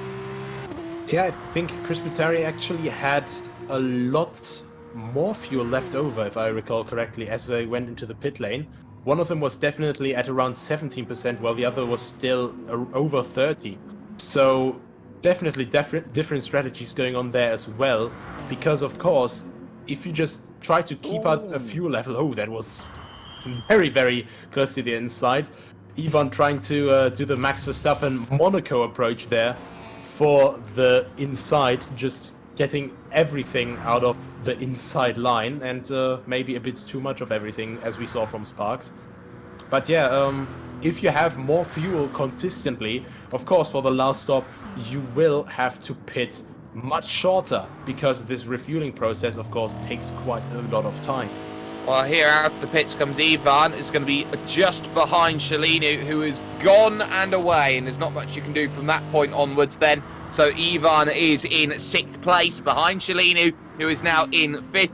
There is the man in 3rd position, though, right now, and is not a million miles away from Mikhail, who is there in 2nd position here. This has been a really good showing from the Aston Martin, at least in the first 35 minutes of this race so far, and it looks like this could be something good. Of course, 2.7 seconds to work with. That can either be served in post or served during this race, but ultimately every position right now is a case of, well, who's where and who is going where in terms of this race. So now you start to think about, okay, at the halfway stage coming up, well, you got Kyokudo leading. That's, of course, a given, as it's been pretty much with every race we've seen Kyokudo race so far. You got Mikhail there in 2nd and the man in 3rd, and they're all swapping and changing around 2nd, 3rd, 4th, 5th, 6th. And in fact, we've just seen on the timing tower a change between Ilwindi and Sasha for 7th and 8th place.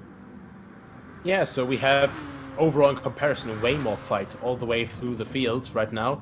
But I think what is also really interesting to see at the moment is what effect this race will have on the championship standings. Kyokudo, of course, stays in 1st, but how will the rest of the top 5 be affected? Because of course we have Mikhail and Windy at the same points at the moment, which will most definitely change.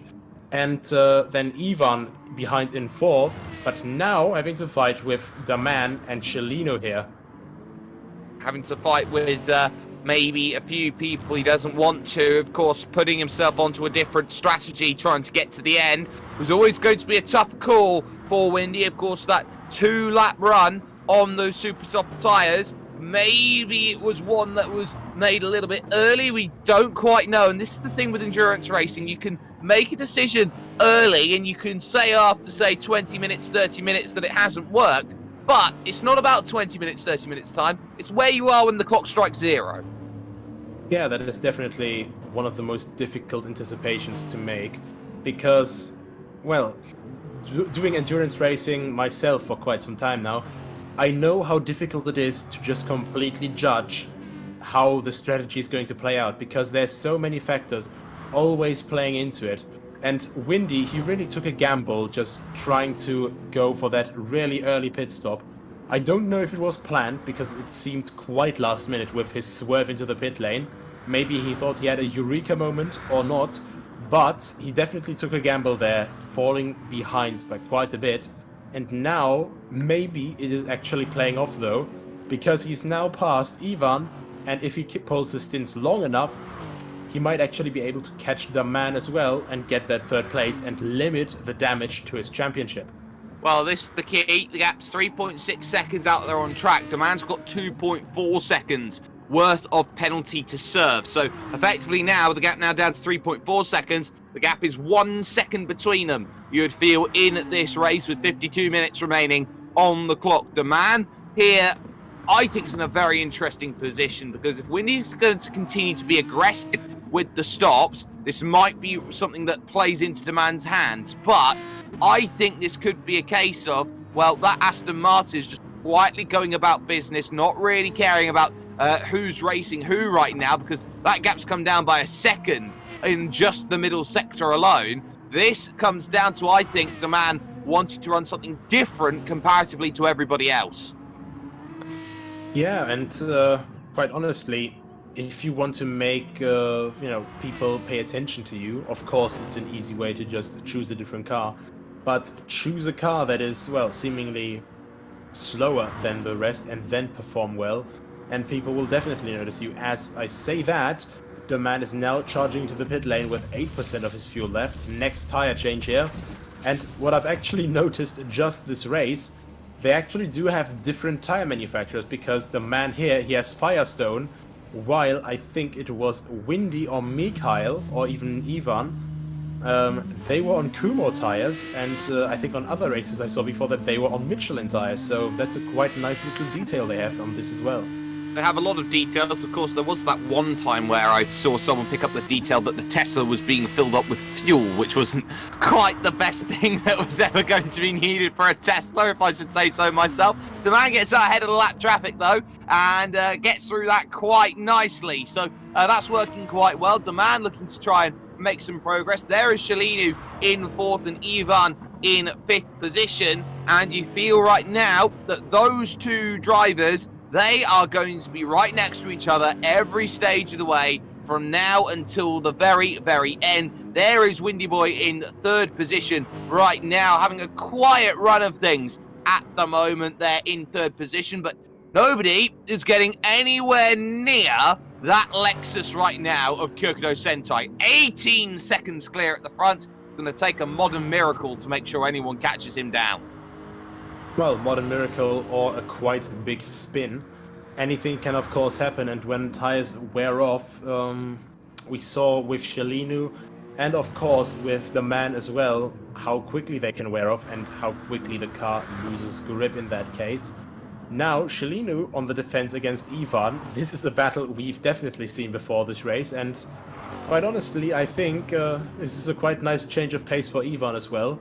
He was very much alone so far in the races, but now he actually has a playmate in the form of Shalinu, and of course now he's one position further down, so I think he wants to definitely get that position back.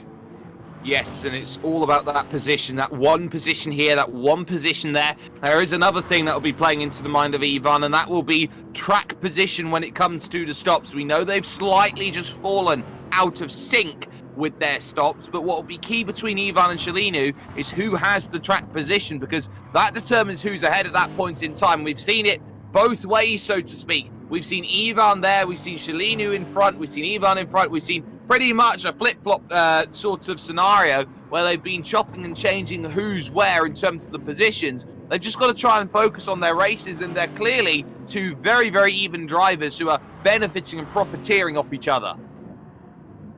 Yeah, and as long as they don't get tangled up too much with each other, I think they can actually start gaining a bit of time with this, because they don't seem to hold each other up too much, and well, when they make moves, it's done rather quickly instead of, pulling alongside for the rest of Sector 2. So they make moves quickly and efficiently and then give each other a slipstream. And, well, if you can actually sort of coordinate that subconsciously with your opponent, then you guys can start working together and actually gain some valuable time. And it's that time, it's that tandem offense that you see so often that really does drag in a couple of drivers into a battle. Maybe not even if they're teammates, but if you just have someone you can work with, sometimes it really does pay off. Now, Daman is also doing some form of paying off. That penalty point is down to 1.9 seconds, being slowly whittled away right now. But the key here in terms of that stop was that it was a very long stop, put the gap to about 9 seconds as we take a little look at Mr. Colin, and then the battle behind us. It's a battle of those with penalties here. Chris Pateri 4/10 against the Windy 4 seconds. Yeah, and I think it's going to be quite difficult to get this time down without losing too much time. But of course, we still have 46 minutes go, almost 47 minutes actually, at Ilwindi also. He has quite a lot of pace in that, well, Toyota Gazoo Racing liveried Lexus there. And, well, that is a move done, but I think if he gets unlucky there, he might get another one, besides Chris Pateri actually fighting back. Yeah. And that is another second, so, well, we saw that in the Lexus before from Windy at Nürburgring, but I hope that Ilwindi has brought his picnic basket. His basket, his blanket, and everything else. There's contact through turn 1. Shalinu and Ivan then colliding then at the opening corner as they went on through. Let's catch that on replay potentially then as they go on through that one. As we do get it, here is Ivan clearly having the gap, but this is a little bit late from Shalinu on the brakes. Has to try and serve it up and effectively gets right into the rear quarter panel there of Ivan's Lexus. So that is what happens when you outbrake yourself at turn 1. Very good save from both of them, actually, though. So both of them staying on track, none of them going off, and actually maintaining their positions here. So, well, mistakes can happen, but what I like to see, Shalino visibly also backing off a little bit. And, well, figuratively in that way going, well, sorry, mate, I did a mistake there. So, yeah, just go ahead and, well, continue fighting.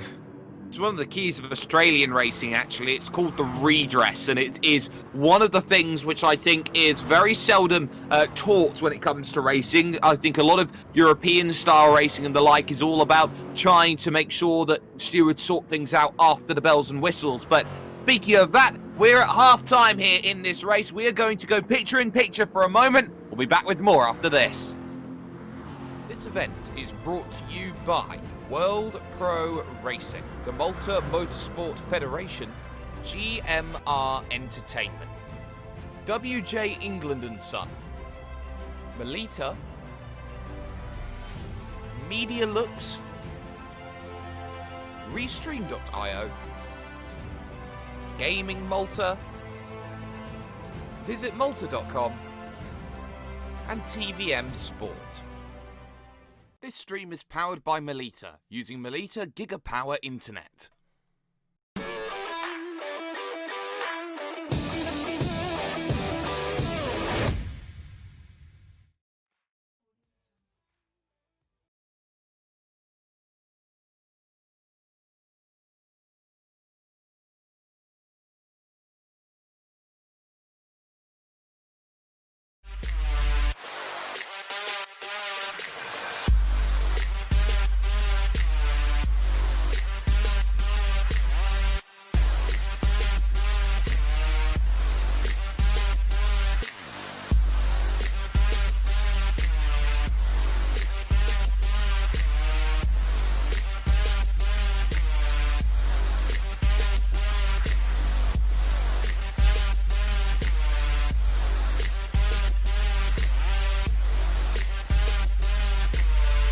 World Pro Racing, where sim racing becomes real.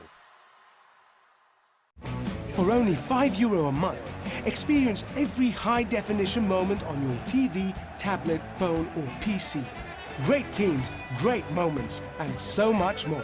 TSN from Melita is your ticket to stay in the game.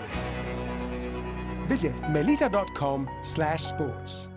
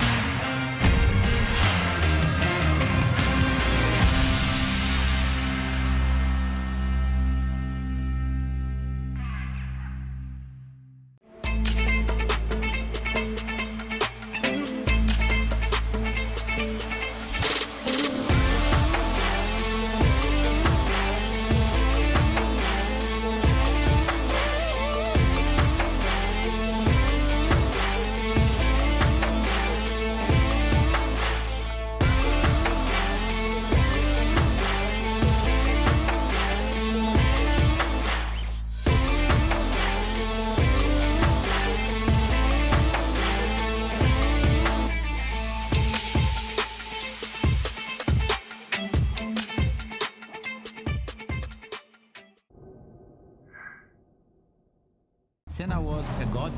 No one could even dream to follow him. I'm from a very humble background. The role of women at that time were really difficult. This is so dangerous. You are risking not only your life, but also my life.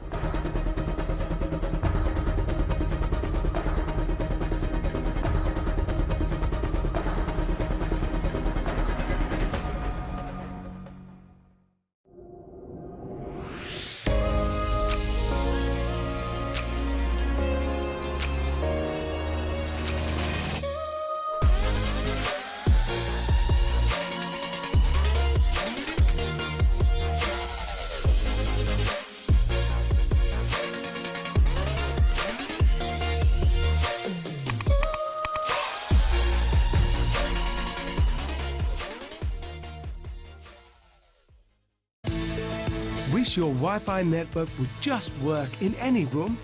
Our new Stellar Wi-Fi is AI assisted to give you the smoothest, fastest possible Wi-Fi throughout your home. Stellar Wi-Fi, assisted by AI, exclusive to Melita. Find out more in-store or online.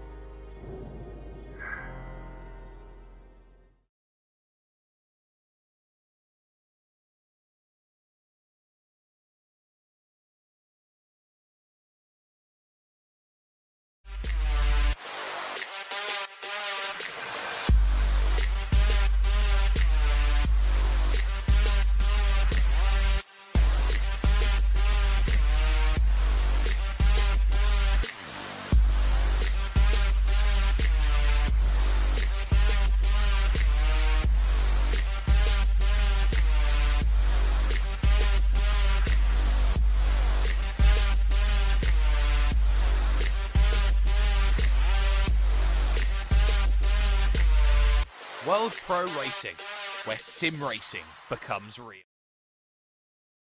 We've gone through a whole pit stop cycle then, as the man comes in with literally nothing left in the tank. Go and make the next stop then in the strategy right now. On with the fuel it goes, and let's get ourselves getting on away. The man on the Firestone should filter back on out into 6th position right now with 36 minutes and 46 seconds remaining now here in this race. There is Sasha in 7th position, should be nowhere near close enough to get to the man. It's a front 6 race between 2nd and 6th, and Kyokudo out and away at the moment, as he has done so many times before. The penalty down to 1.4 seconds, but Jake Sperry, Nicholas Hillebrand. Nicholas, we've been looking at Kyokudo Sentai with just awe and admiration over the course of this race. Not only was he at 1 point in qualifying, 3/4 of a second clear at the field, that one coming down to 3/10, he's now 25 seconds clear at the field and on to put a 3rd straight victory in the HyperX Endurance Championship. This is looking like Kyokudo's paradise, and everybody else is just playing in his pool. Well, I think he definitely has had everything go his way. I think, of course, when you sign up to such a championship, you practice, and you plan. And you could really say that everything has gone according to plan for Kyokudo, and, well, the fruits of his labor are showing now. And overall, at the moment, I don't see anyone beating that fastest lap, so I think he's going to go for another Grand Slam, just like the Nürburgring race here, which is just overall quite impressive. So what else can you say other than just absolute magic happening from that man? And meanwhile, we're seeing the continuous battle for 4th place, the never-ending battle here between Cellino and Ivan. I will have to correct you there and say that for Kyokudo, it's not going to be a Grand Slam. In what way? In the way that he hasn't led every lap of this race. Oh yeah, actually, sorry. Well, there's Cellini making a mistake, going through turn 4. This is going to open the door to Ivan, who breezes around the outside and picks up 4th place once again. A very comfortable overtake then by Ivan. Lexus against Lexus going up the hill. And there we see there just how the schedule had been going right now. But Ivan here is doing a brilliant job just picking up that position. And once more, the positions flip-flop around.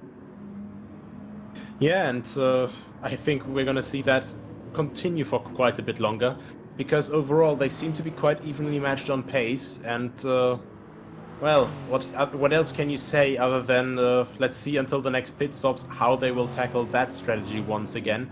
It's not that much longer to go now, only 34 minutes and 7 seconds, so well, with an average lap time of around, let's be generous, 1:31, well, that is yeah, not too many laps left, just around, I would say 20, 21 maybe. And let's see who will have the upper hand at the end of this. Meanwhile, Windy, I think he's been doing an excellent job at catching back up to Mikhail after, well, his questionable strategy call. And of course, after he got held up so many times through pit stop strategies. Windy's going to be trying to get everything going, decided early to commit to a different strategy compared to everybody else, and it seemingly is working right now in 3rd position, but ultimately 7 seconds behind main rival Mikhail at this stage. That's not going to be ideal. In comes Sasha from 7th place into the lane, but Mikhail here in 2nd. This is going to be something very interesting to keep in mind, because Mikhail has been effectively around a couple of tracks here and a couple of tracks there, 2nd best in terms of the racing, but sometimes even 3rd best, and it proved at Monza it was 3rd best for Mikhail as they tied it up on points. Needed a strong response, and okay, yes, 25 seconds right now for the race leader, but this is still a strong response to Windy, knowing that it is effectively one versus the other in terms of 2nd place in the championship. Yeah, I think it's quite strong response, especially considering last week. We saw those 3 guys take 3 different cars, of course, which was, well, interesting to say the least. And I think that Mikhail, with his choice of the Mustang, if I recall correctly, he definitely wasn't happy. I think he was just, looking for some sort of remedy. Now they're all in the same car, and he's really putting on some good pace here against his championship rival. So I think for him right now, that is what counts the most. There is Chelinu in and out of the pits again, falls behind the man and into 6th place. They're staying out, and staying on at this stage is Ivan here, who is in 4th position right now here. And we were talking at the start about Ivan's qualifying, knocked himself up into 2nd position in the very late goings. It did just fall away to 3rd though when the checkered flag did fly. But ultimately for Ivan, this has still been a really encouraging race. Hasn't really put a foot wrong in terms of the way that this race has been running. Maybe hasn't had a couple tenths here or there to maybe go and attack those drivers in front. But the key here has been that Ivan has stayed very relevant. You see those 6-second gaps which are splitting up the field at the moment. This has still been a really strong run, expecting maybe a dive down into the pits this time by. Yeah, I would guess that he's probably going to pit in either this lap or perhaps the next lap, but he's staying quite close to the inside. Oh, actually, well, just quite early on the turn in. Now keeps a wide line, saving those tires a little bit, and well, even if he's fighting the entire race, he will find a moment to be in at least a little bit of a void, just to come back home sweet home in 4th place. And, well, actually, look at the gap to the front, though. I think that has been, well, shrinking a little bit, wouldn't you say, Jake? I'd say it has been. It was there at 40 seconds, but ultimately that gap's coming down. Windy Boy there, 35 seconds, almost 34 and a half behind your race leader at this moment in time. So this is all about who finds what and who gains the little advantages here and there. It all depends on tyre, of course, as well when it comes around this place, because we've been seeing that ebb and flow in terms of tyre life, how some drivers have been gaining an advantage through undercutting other drivers here and undercutting other drivers there. So sometimes you see that gap looking like it's increasing, sometimes you see that gap looking like it's decreasing. That's just racing in a nutshell, especially when you've got such an aggressive strategy ploy like you do today. Windy and Chris Spiteri in at the same time. Both running on absolute fumes there, 1%, and I think we've only seen closer once with our lads in the race coming in with 0% of the fuel left over, so basically just rolling in there. And now we see Windy here with his Gazoo Racing Toyota liveried Lexus coming out of the pit lane and that long autopilot phase. But here we come with Ivan. It was 2 laps later, and he's putting on new rubbers. I would guess he stays on the super softs, and the question is now, where does he come out? Chelinu comes around here. You can see how quick that Lexus is going. He's absolutely just torturing the engine on the absolute limit to go as fast as possible. Well, some would say in my neck of the woods that he is fanging it around this circuit and is doing so at a rate of knots. But the question is it going to be enough? There is Ivan on the pit exit. There is Chelinu. And you are going to have to tuck in behind Sunshine, because Ivan has got himself ahead in 5th place. What I found to be very, very fascinating, though, just before Ivan pitted, he was catching up to Windy bit by bit, just a few tenths at a time. But from behind, from a 6.5 second gap over 1 lap, came the man, and he was even faster. He caught Ivan by a second. And now, of course, it's gone up a bit again, because he was in the pit lane as well. But I would say Windy might not be completely safe yet, because the man, he's really pumping out these lap times right now with his V12 engined Aston Martin, as Windy now heads to the pit lane. Yes, but at the same time, Windy now will take the advantage on the tyres and will now start to try and pull away again. There's 7 tenths left on the penalty for the man, who's been trying to serve this all race long. Do not count your chickens just yet. There is still a lot of time remaining in this one. Just 27 minutes remaining here in the race. The podium definitely not secured, I think is the right way to say it, as Ivan and Chelinu both make their way through. Windy Boy's on the pit exit right now, 70% of the tank there on those super soft compound tyres and going through the curve of the Sol to try and put the power down. Where are you going to final out? This looks like it's going to remain third place for the time being. No, it's actually fourth, and it's actually fourth by a very long margin, because here comes Ivan to the outside, trying to pick this one up. Windy was not expecting this then, as they go on through. Ivan's going to be forced to the outside. That might be penalty worthy. They're just putting tyres a little bit too far out, and the system can be a little bit ruthless, but gets away with it this time, does Ivan, as they go up to Ferradura. Windy somehow just gets fourth. Yeah, barely able to hold on to that position, but I think it got a lot closer for comfort. Well, a lot too close for comfort, as you would say, for Windy in that situation, because I think he had more of a comfort space by now. But Ivan and Cellino, they really haven't been slowing each other down all that much. And Cellino, of course, if Ivan starts fighting Windy, both of them will slow down a bit, and Cellino is just laying in wait there. He's ready to strike if something happens.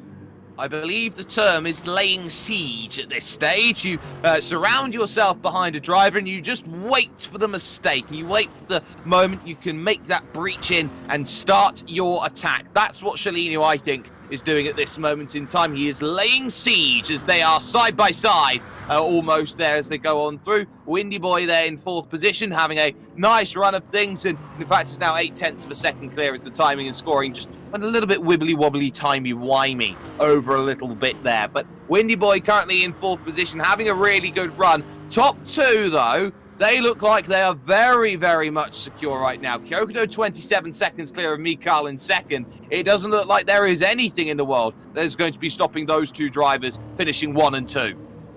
Yeah, it most definitely seems that they are, well, for now, for this race, completely secured. And of course, Mikhail will be very happy about that, because Windy seems to be struggling, well, quite a bit at the moment with differing strategies with traffic, and of course with the constant battles he got involved in.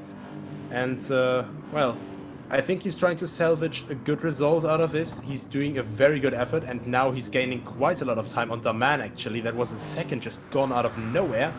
And well, a bit weird, because normally, well, actually no, that is Mikhail that we just saw there, and there we are with Daman.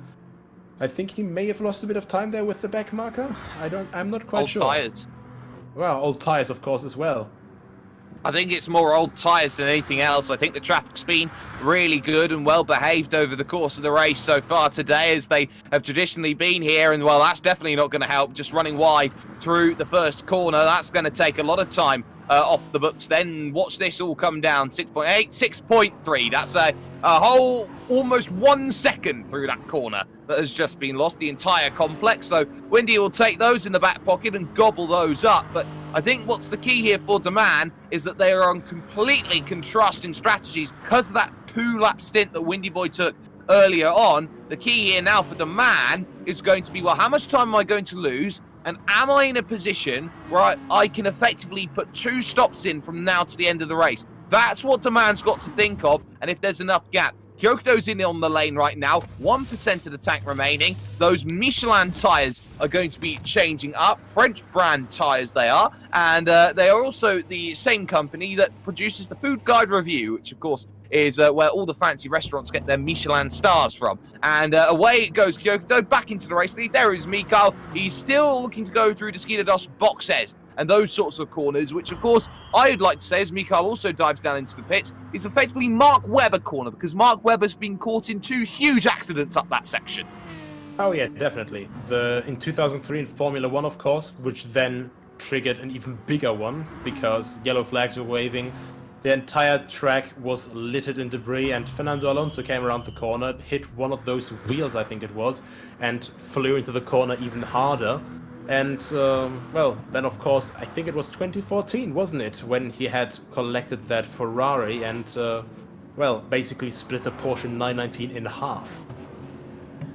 And of course, it's been all about those battles that we've seen time and time again that make this place so amazing. Of course, it does have a big accident in it here and there. We did just see Daman dive down into the pits, nothing in the tank, puts in about 60% of the tank back in, just a little bit less to try and get out and away again, effectively in 6th place. But I would say is in a range to 2-stop from here to the end. We've been seeing how a lot of drivers have been going 12 minutes on a stop, sometimes even a little bit longer. But if it's going to be a short final stint, maybe Windy's got the right idea here. It's 1.6 clear of Ivan behind now in third position, so is covering off the gap nicely from behind, but still, it's all going to piece itself together maybe in the final stages of this race. So Ivan here will be looking for maybe a little bit of a run here late. Sasha down in on the lane, puts the tank back up to about 57%, looking to go aggressive once more on this one, trying to get on going. But ultimately, it's all about third. Who's getting third? I think the man was actually running a bit longer just so he could do this 12-minute stint, as you said. And, well, as Windy and Ivan and the others, they pitted quite a bit earlier. So they might, if they are not careful, be looking at another 2 stops, while the man only has 1 more stop to go. So that would be the ultimate tactical play to secure his third place. But of course, Windy will not want to give that away, so I think he's pushing quite hard right now. You can see the gap against Ivan shooting up more and more. And of course, he's pushing and pushing and pushing, but is he pushing too much? Because we see how much these tires can just break in and lose all of the grip. There is also one more caveat that needs to be thought about in terms of Demand's race here in the Aston Martin, and that is the fact that he will be pitting only once compared to twice, but that stop, if it's pitting at 12 minutes to go, is going to be a lot longer than, say, the person who pits with 3 minutes to go. Oh, that's for sure. But nevertheless, you know how long the pit lane is, so I'm just wondering if perhaps he was accounting for that. He knows how long you hang in that autopilot. He knows how excruciating it is to wait for the autopilot to finally set out so you can start driving yourself again. And, well, right now he's doing very, very good pace. Of course, 2/10 of penalty left, but I don't think he quite cares so much for that right now because he is gaining time on Shalinu. He's gaining time on Ivan, and of course, well, he's pretty much at least keeping the pace with Windy right now. Keeping a very good pace, and he'll be hoping that he gets up there and really does challenge. Just want to take this time, though, to thank all of the sponsors that have been cycling on the top of your screen right now. They have all done a fantastic job as Shalinu dives down into the pits then and takes the stop. So on go a fresh set of Michelin tyres, and this should be off and away in the not too distant future for Shalinu right now, who's been doing a great job. There is Sasha, who is in 7th position right now, but Shalinu should comfortably be ahead of that by a good minute at this point. Shalinu just rounding through the couple of corners right now. It's going to be behind the man, of course, who's just gone through there in 5th place and off into the distance, never to be seen again by Shalinu. But ultimately, this is still a really good run from Shalinu. Not close enough really to make some challenges to the top 3 per se, but Shalinu has really shown a good run today. Yeah, I think, wasn't it him that lost connection last round at Monza?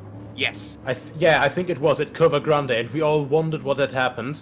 So that was very unfortunate. I think he's going to be very, very pleased after that disastrous race last week to be up in 6th place right now and, having a very solid performance here. Absolutely. Of course, every racer wants to be a place here and a place there, and of course, that's everyone included. That includes me sometimes when I'm out there sim racing. And of course, that's another thing that's put into mind, is that anybody can be a sim racer. All you have to do is get yourself a nice cheap bit of gear and maybe something like, say, a PlayStation or, say, an Xbox or even a PC that can run the games that you want, and you're there at the races. You can race, you can be up there, you can race with, professionals and all the rest of it. I've kept seeing over the last couple of days Tony Kanaan putting up sessions here and sessions there in certain simulators. So, there are professionals out there who race all the time. You have that opportunity to go out there and practice and be along with them. And I think it's also worth noting as well that, no matter how much racing there is, there's even more sim racing. Yeah, most definitely. And actually, speaking of Tony Kanaan, I had a quite funny encounter because, obviously throughout the entire quarantine time, we were, all of the pubs and all that were all closed. So us being responsible adults, of course, we had to keep to social distancing, and besides, you know, if we all wanted to go to the same pub, we would have had to get a plane with friends from America, England, Germany, wherever we were from. And so we were having a Discord pub evening with face camera and all that, and we were just having very dark humor jokes and all that. Suddenly someone else joins and hears an entire cavalcade of it and enables his camera, and it's Tony Kanaan just out of nowhere. So yeah, I think honestly, as I said time and time again, this entire quarantine, it's been absolutely fantastic for sim racing. Not just for exposure, but also what could be greater than racing against the stars, or, you know, getting to meet them in some way that you usually follow on TV and that you're usually cheering for. Yokohama Tyres then going on to Ivan's machine, dive down into the lane, and is taking a lot of fuel here to get from now to the end with 16 minutes to go here in this one. And this could be a very, very interesting call. He's filled the tank to full. This is a run from now to the end for Ivan, and this is effectively a bullet biter at this point. Shalinu is definitely going to get ahead here as they go on through. There goes through Shalinu, but Ivan's gambling here on not having to make another stop from now to the end of this race, which really does make things interesting. On top of that, have we been keeping an eye on that gap between Windy and me, Carl? It did just creep down to about 5 seconds. Yeah, definitely. I think... Was Mikael in the pit lane, actually? I missed that if he was, because I was focusing a bit too much on Shalinu and Daman, actually, and also on Daman to Windy, since they are the fight for that last pit stop. But if it wasn't a pit stop, then Mikael must have made quite a big error, I would say. I would say you were focusing on Tony Kanaan and your virtual pub story, but that's a different point entirely. Windy Boy, though, staying out for another lap then with 15 minutes left on the clock. So this is going to be all about who makes bold strategy. Now, it's worth noting here about how much tyre usage that everyone's using. With everyone pitting so early as they are, you'd think, oh, they're already running themselves down to the carcasses. That's definitely not the case here with these tyres, Nicholas. They're only using maybe about 40% of the tyre life, and they're having to change the tyre. Yeah, I would say so, but the thing is, why would you use them down to the carcasses when you lose so much time beforehand? It's really the thing that, well, also comes into play with the Pirelli F1 tire nowadays. You only really want to stay on those tires as long as they can be within a certain pace delta. And these guys here, they are playing the exact same game. And of course, with the accelerated tire wear, it's a lot more dangerous of a game to play. Certainly is. Going up the hill, then through Ferradura goes Daman, a bit of lap traffic in front, and that is the battle for 8th and 9th place then in front between Il Windy and Mr. Colin out there on track. The difference is 1.2 seconds, and there is 1.9 seconds of penalty that Il Windy has to serve, and we've seen that up over 4 seconds at points over the course of this race. So the picnic very much nearly done for Il Windy, but this is not the gap that he wants right now. He wants a little bit more space to work with Mr. Colin. He's gaining a bit of time, though, and he now has that gap at the desired 1.9 now over 2 seconds, because Mr. Colin is going to have to cede place here to driver behind. Yeah, so a very, very unfortunate moment, because, of course, you don't want to hold up someone a bit ahead, but, of course, especially when you see my gap is so close to the penalty of the guy ahead, I don't want to back off now. But, yeah, so you really find yourself in a bit of a situation. So, Daman, of course, he has to get past safely, but Mr. Colin, of course, he has to also stay predictable, and once Mr. Daman, not just a man, it's Daman, is next to him, you know, he can't fight back by definition normally. Yes, that, of course, is something worth keeping in mind. The man's going to have some tough times getting past the traffic here, who decides, oh, which way do you want to go? Oh, no. Mr. Colin has got it all wrong, thankfully for ghosting. Doesn't run into the side. Kyokodo, the leader's in the pits, but let's get a replay of this. What on earth happened there? That definitely didn't look natural, to be honest. I think that something must have happened there, because for the entire time, I thought at first he was weaving over to let the man by, but that's really not what either of them needed, to be honest, because that just cost the man and, of course, Mr. Colin as well quite a lot of time.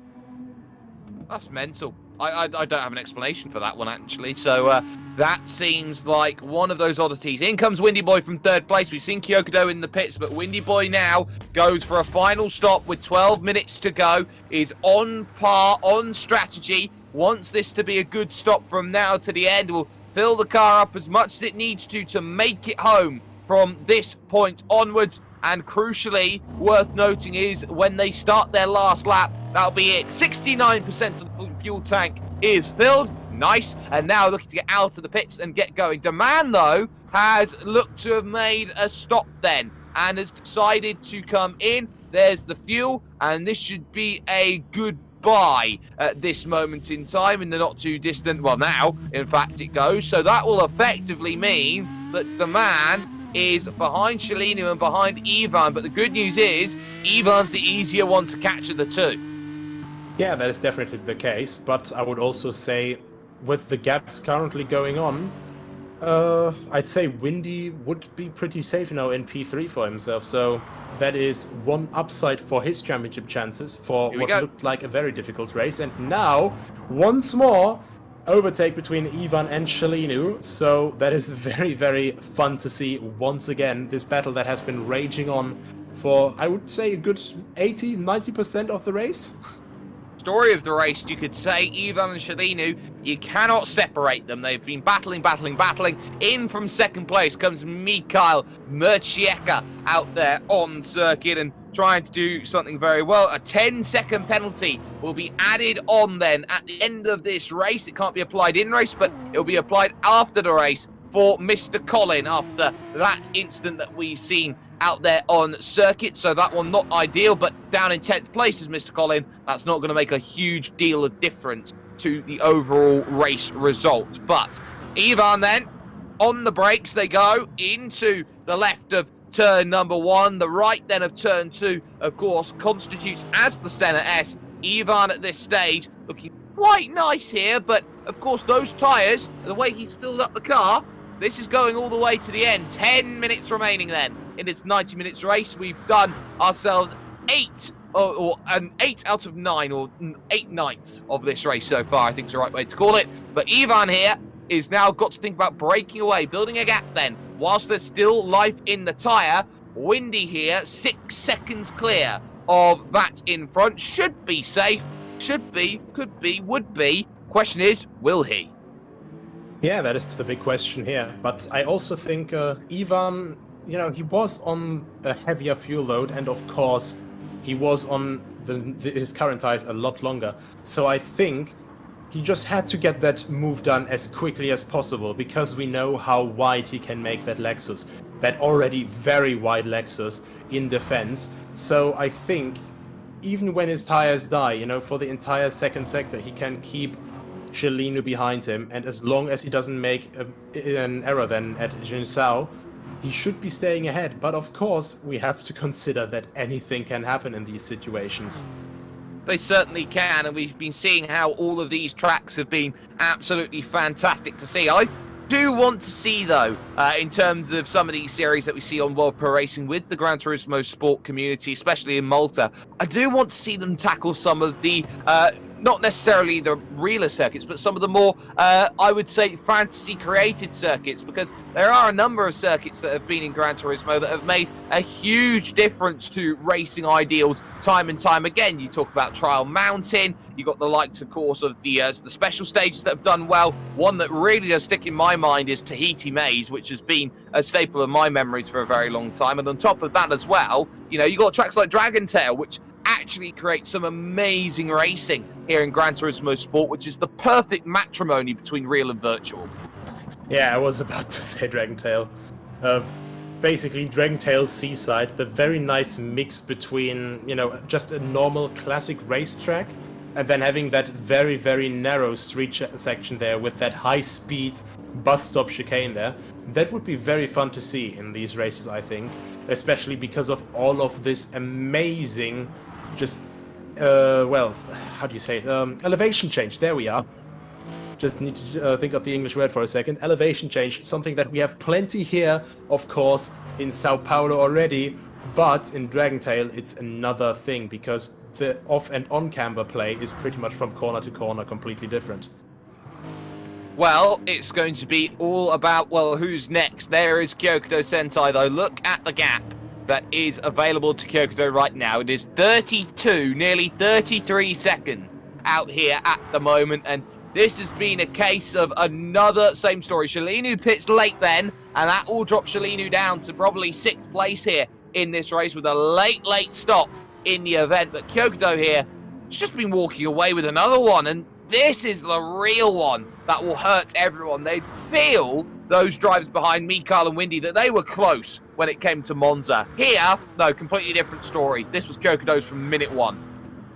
Yeah, I think this is not only just, well, a literal victory for Kyokudo, but I think this is also a very big psychological victory, because Mikael and Windy, they felt they had gotten closer. Windy got the fastest lap and the pole position at Monza, and it seemed that just because of this reset, this very unfortunate situation that he found himself in, that was the reason why he lost the race in the end. But here the gap just seems to have broadened again so widely, and that is really where Kyokudo just really plays his cards so well, because in the last week he suddenly seems vulnerable, he seems touchable, and suddenly he's just soaring to new heights.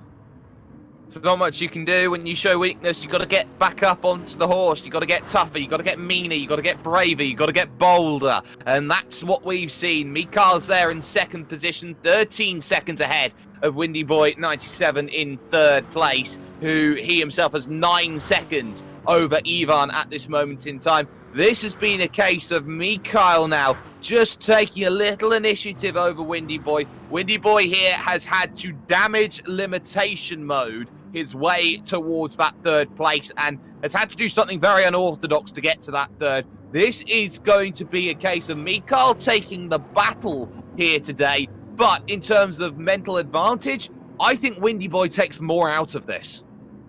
Yeah, overall, I would say he does, because especially considering from the start of the race and him being trapped and inside that group that was fighting among each other, he really did everything he could, and the profits are really visible right now. So what I'm just interested right now is who will be on top of those two guys next week at Spa, because if Mikael just gets ahead of Windy in that race, he will get 2nd place. But if Windy gets 2nd ahead of Mikael in 3rd, they will be locked in points again. So it's quite interesting, well, to see this fight to finally finish, unlike Halo 3, for example, or Halo 2, sorry, for example, where we then have to wait to finish the fight. But yeah, it's just a very long-winded battle that has taken twists and turns everywhere. Well, you could also say that they have a lot of practice when it comes to the Circuit to Spa-Francorchamps, the season finale, because, of course, they had those casual races earlier on in the year, and they had that big championship push, which was won by, guess who? Kyokudo. We could be seeing another little change, and we could be seeing that absolutely wonderful Beetle back in action from Windy Boy, who absolutely championed and piloted that one to very new heights. In terms of the way this field is set, it looks like it's pretty much positions how they are. Just have a little look at Ivan in 4th position if we have the chance, because I'm very curious about the gap to the man, knowing that those tyres are going to be getting old and they are going to be in trouble. In fact, the man is the one under the pressure here. Shalinu, of course, had to pit very late. This is old tyres versus new then for 5th and 6th, and they will fight this one all the way to the checkered flag. The door slightly left ajar there by Demand, but no room to really pick that one off then. They will have to continue their fight. Yeah, he just tries to park it on the apex there while late on the brakes still. So I think he's just really trying everything possible to make his Aston Martin wider than it actually is. And, well, it seems to be working right now. But, of course, it's only 4/10, 3/10, all around that range. And we know how much time can be gained from the run from Junsao down to turn 1, or up to turn 1. Shalini just looks so bundled up with nervous energy. desperately wants to get through. Is clearly showing the pace in the middle sector that Lexus can get through. Is this going to be a case then towards turn number 1? They've got 2.5 minutes. That means they've only got 2 laps to work this one out between them right now. On the brakes they go, into the left of turn number 1, out on circuit, the Senna S, which also includes turn 2, and through the curve of assault. Demand got this one in the bag in the opening couple of sectors. This is where Demand does well, having the grunt of the V12 engine to mitigate any losses on the tyres when it goes through the tight and twisty section. It's just here through the middle sector where Shilinu's got to be bold. Yeah, I think this is the really nice difference here as well, because through all these longer corners, we can see how Shilinu, he can just take a further inside line, and that is too far on the outside, the man. That is contact. But it's only light. Here's another look down the inside at the Pinarino, but around the outside. Oh, Shilinu, that's how you make a move. Yeah, that was definitely very impressive. I was almost getting flashbacks there to the collision with Mr. Collin, just, maybe a little bit less sudden, but that was one hell of a move from Shilinu. And I was about to say, the man, he's going wider lines to try and save his tires a bit more, but this time it was a bit too wide, and then when they needed to, the tires just didn't want to grip anymore. That's the thing, you always had to keep the car behind, and that did not work out then for Demand, who is in 6th position. Will desperately try and fight this one back on the straights with the grunt and the power, and this one is going to have to be defended here by Shilinu into turn 1. Demand searching for the inside. He'll have to switch that one to the outside to make this one happen. This will be their last lap of the race. Kyokudo, though, I think will have one more here compared to them. There is Kyokudo going on to start his final lap of the race. Just gives a few little headlight flashes to say, yeah, I understand and recognise it. It's the last lap. So now Shilinu and co, they are going to be in this fight. And again, Shilinu having to go defensive into turn number 4. But this is the sector now where it really pays off to be on a Lexus with new tyres underneath. And it's going to be a case of nothing more you can do if you're Demand, because this is where the tyre advantage really does come into play. Up the hill, the Laranjina corner. Here, this long right, which feels so much more tighter than actually what the profile is. And then through the Pinarino, it's a case of walk away. The timer expires. We should expect second place Mikhail then come over the line. Didn't make the line in time. So Kyokudo is going to have a lap of honour then to finish off this race. Windy gets 3rd. Sasha then in 7th position crosses the line. Ivan will take 4th place on a bold final strategy call to come in and put everything in the tank to finish off the event. That's a great 4th place for Ivan in this one. It will be 5th for Shilinu, 6th for Demand, but we're focusing on your race leader right now. It's Kyokudo Sentai, a lap ahead of everybody else, coming over to the line. And this is what happens when you show a driver like Kyokudo that they are mortal. They will come back, they will get stronger, and they'll go, oh no, this isn't even my final form. Kyokudo takes 3 in a row. Yeah, just once again, no single foot placed wrong here from Kyokudo. Quite interesting, though, from the man in that last lap against Shilinu. It would seem that the Aston is a bit better around top speed, but it just doesn't have that same level of acceleration at low speeds, which, of course, around the second sector, you desperately need. But, yeah, it's just very interesting to see. 1 to 5, obviously the Lexuses? Lexi. Well, Lexi. Against the Aston Martin in P6, so nevertheless a very good showing from the very old V12 Vantage. But yeah, the day belongs to Kyokudo. Once again, a very, very solid performance, and Mikhail, of course, not putting a foot wrong either.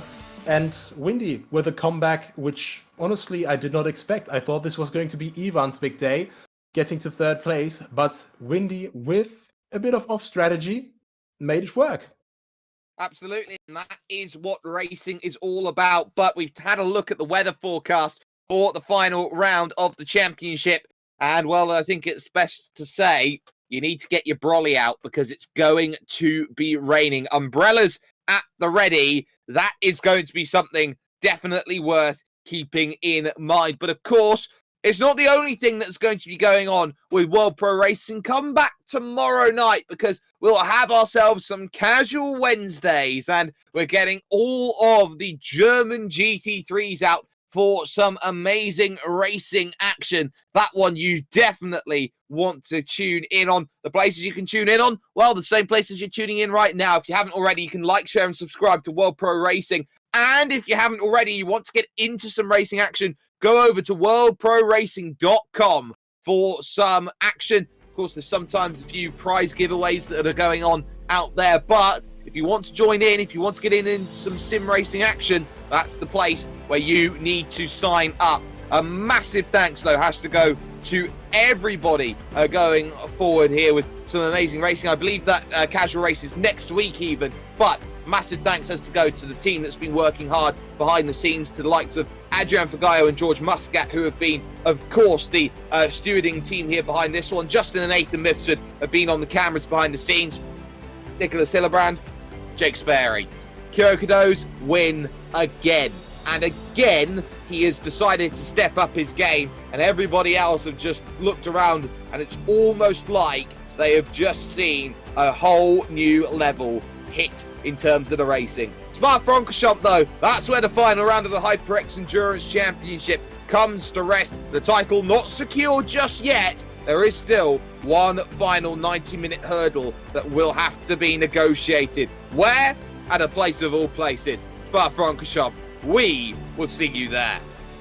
This event is brought to you by World Pro Racing, the Malta Motorsport Federation, GMR Entertainment, WJ England & Son, Melita, Media Looks,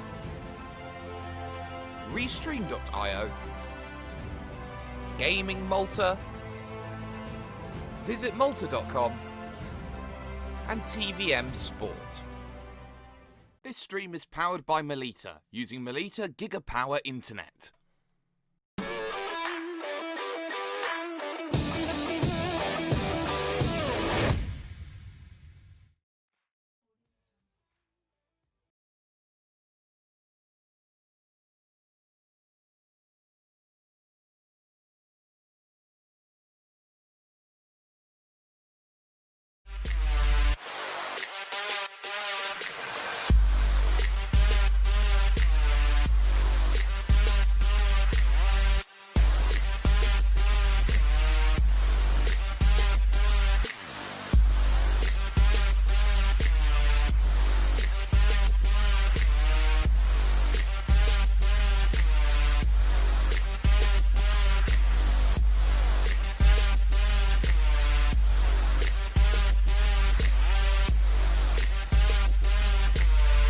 World Pro Racing, where sim racing becomes real.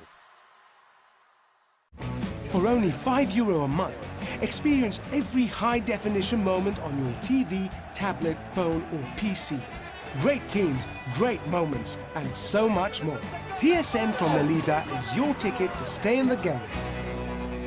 Visit melita.com/sports.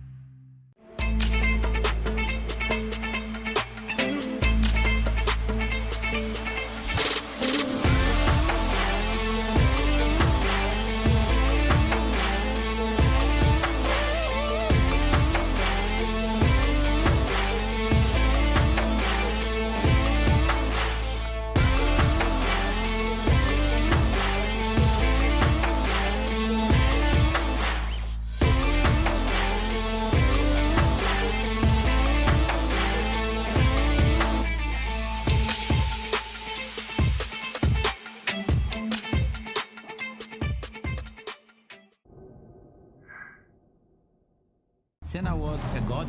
No one could even dream to follow him. I'm from a very humble background. The role of women at that time were really difficult. This is so dangerous. You are risking not only your life, but also my life.